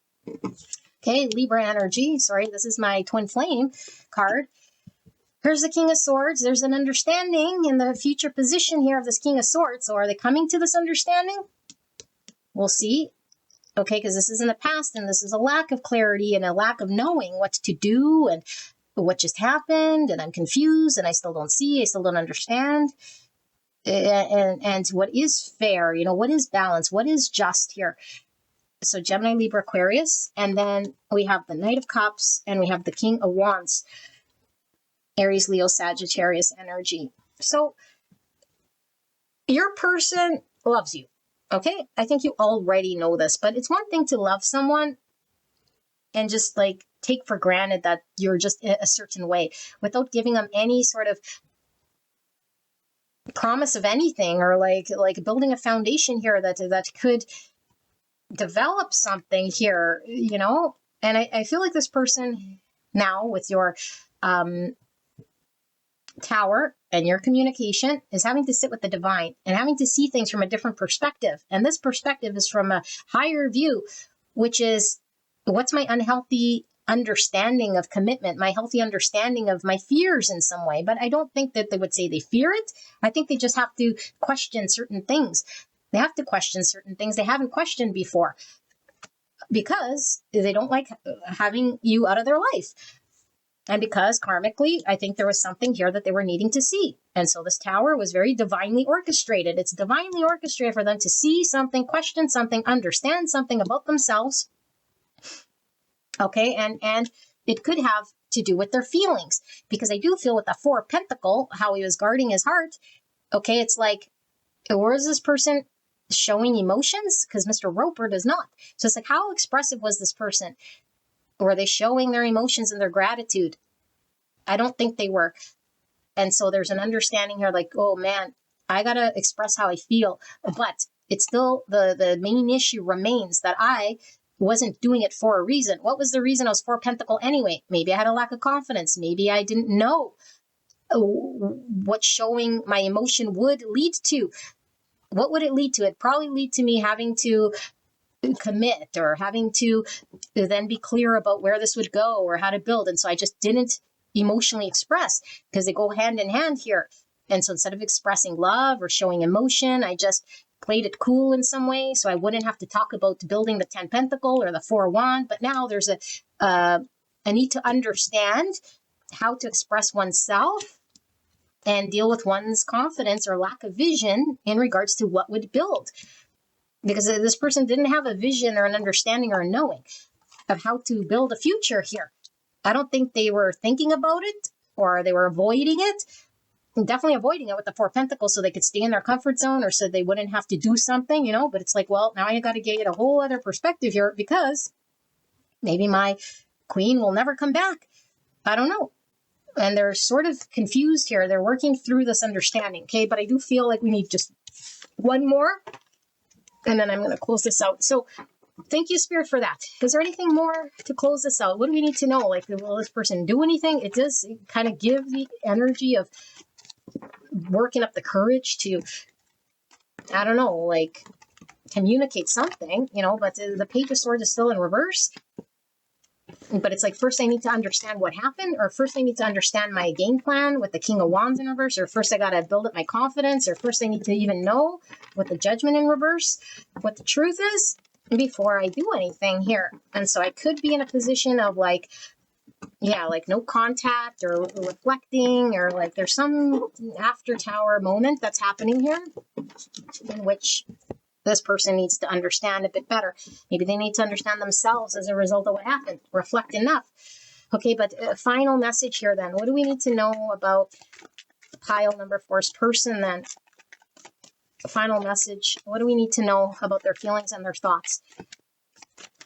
Any questions pile 4 might have about this person and where they're at and what might happen, and anything I've missed regarding pile number 4's person. All right. Knight of Swords. The Moon in reverse. Cancer. The World in reverse. And King of Wands in reverse, right where we left off here. Aries, Leo, Sagittarius energy. Justice for a second time. Now it's in the reverse. Libra energy. There's freaking 4 Pentacles. There's the King of Pentacles in reverse. And there's the Empress in reverse. And the Moon, like I said, under that's the King of Cups in reverse. Okay.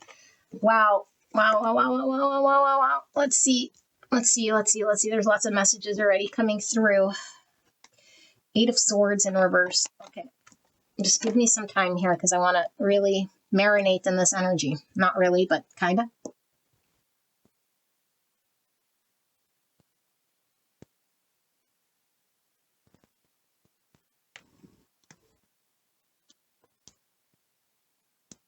Okay, I have a snapshot in time. A snappity snapshot. Okay, I do feel intuitively, I don't see a whole lot here, okay, because I think we're still premature, because I think the tower is still pretty fresh. Even if it happened a long time ago, it's fresh as in, because remember, time is not linear. And so fresh enough for this person to have major revelations in a way that's going to cause like immediate action, although there is revelations for sure because of this tower. Okay, this tower was divinely created for there to be revelations. Why is there a need for a revelation? This revelation is closing out something, okay, not just a phase here, but it's something in this person's world in which they're needing to deal with. And I think it's their inability to commit or understand who they are as a person, what they can build for themselves. They could definitely be an energy that could be in this King of Pentacles, you know, like trustworthy and built to something solid, reliable, grounded, and practical. But it's like, to be in this energy, it's like, I need to know myself in this energy. And I have to have confidence in that energy so I can commit. And so I feel this person has a fear of commitment, is playing it safe, has always played it safe, and blocks their hearts and their emotions. And they hold back, and they hold back, and they hold back, and they hold back. They're being called to look at this thing. Why? Because your tower has removed the Empress, and the Empress has left the building. Only the Empress, in a divinely orchestrated thing, can catalyze an emperor, which we saw. Okay, there was like the Queen and the King of Pentacles. There was the Queen and the King of Swords. There's the Queen and the King of Wands. There was the Emperor and the Empress. Okay, and the only thing we did not see was the Queen of Cups. And now we're seeing the King of Cups. And I think that the Queen of Cups is missing, okay? Even though I feel like you, if I'm reading it right the whole time, you're the Queen of Pentacles, who is very compassionate and loving and giving. However, that Queen of Pentacles, I think she was no longer going to be entertaining in a Queen of Cups type energy, okay? Like an overflowing cup of emotions. I think she was always held back with her emotions for who knows how long, because I think she was mourning for some time. Okay, that's the only queen that's missing here. And I feel like she was doing this subconsciously or consciously, because she knew that he was held back. He was not giving. He was not showing his true emotions here, the depth of his emotions. He was withholding. And so she's like, he's withholding. I'm not going to be a Queen of Cups. However, she's so loving and compassionate that she was still a Queen of Pentacles. You know, but it's like, we can only be a Queen of Pentacles for so long if her true nature is a Queen of Cups. The Queen of Cups and saying, just don't be emotional, don't give, is like saying, like, don't be your authentic self. Don't allow yourself to be in a Queen of Cups, like who you truly are. And I think she was not allowed. Okay, allowed. I mean, she could do whatever she wants, but she's mirroring. If he's withholding, and he has, she is not allowed in her energy to mirror a Queen of Cups, because she would definitely burn out. So I think she was a Queen of Pentacles for as long as she could be, which is still loving, which is still compassionate. But the Queen of Pentacles burnt out, and now she's a Queen of Swords. She went from her true nature, Queen of Cups, but hesitant, mirroring to him, making his sandwiches as a Queen of Pentacles, and then saying, I'm now a Queen of Swords. Okay, I hope you guys follow. And so now, because she knew that inside there was these true feelings, okay, these true feelings that he needed to explore. And in order to explore these feelings, he has to resolve his fears, his greatest fears of commitment, his greatest fears of expressing himself and not being so held back, which is really stemmed from an idea that he has in his mind. Why he's limited, why he's held back. It's just a restriction. Okay, and I say he, even though it doesn't have to be a he so much as it is coming through in the energy in the energy dynamic is coming through as a masculine, okay? And so divinely, this whole tower was to question his limitation, which gets in the way of him opening his heart space. And it's his greatest fear in the subconscious that he's needing to confront, that he's might have went his whole life without confronting, saying, well, this is who I am. I'm just a man of no commitment, or whatever he says, his self-speak. It's not him. It's coming into his realization. He has to look at this long-standing thing that he's told himself. It's not who he is. It's a coping mechanism, so I don't have to expose myself or be vulnerable. And so when I confront this thing, I have to face it head on. And the only way I can deal with my Empress, or my Empress in my world, is to deal with this thing. Which means what? It means this Empress will only come back online if I encompass this King of Pentacles energy. If I can't encompass this King of Pentacles energy, forget about it. She's not going to come back. And so he knows this. Whether he knows it consciously, I don't know. Intuitively, something's driving him to know. If I show up all of a sudden, I have to answer to being in this energy. Otherwise, sayonara. And so the only way to get here is to confront this, my greatest fear, my limiting things. And so I feel like he wants to rush in, but he can't just rush in and be what? And still be Four Pentacle. Okay? And so I feel like there's a part of him that knows it was unfair for him to be withholding. And I think he's finally understanding or seeing or sitting with, at least, the understanding or peeling this back that I was actually not right in the energy I was in, because I hurt this Empress. It was unjust and unfair. I have to deal with this thing and close it out, because if I don't close this out, how can I commit? If I don't confront this fear and my emotions, then she's gone forever. Okay, but yes, I have a lack of confidence in my ability to do so, but also I think is understanding this like arrogance or this shadowy part of self that wasn't allowing oneself to be soft, because the King of Wands is not soft, is very cocky, is sort of tough guy energy, but even when he's not in shadow, it's like he's still, water is like not his best friend. It's like masculine cannot be soft, cannot talk about emotions, can just be this person's upbringing. Doesn't mean it's right. In fact, it's very weak. It's weak. It's fear. It's fear talking that I can't express how I feel. And I don't think this person ever expressed how they feel because of the limiting thought that, oh, that doesn't make me a man. That makes me a pussy. Whatever talk we have here. So it was imbalanced.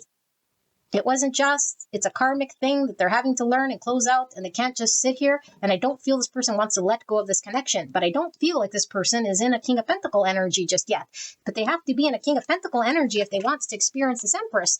But I think there's a block to love here, and it might stem from a maternal wound or having to express emotions, puts them out of their element. It's the greatest fear ever to express this, to give and receive love is like, whoa. So there's a big old block here, big old block, all due to some understanding I had or some experience that's it's left me feeling like, I don't know, maybe it's a failed marriage. Maybe it's a mother figure who stunted me.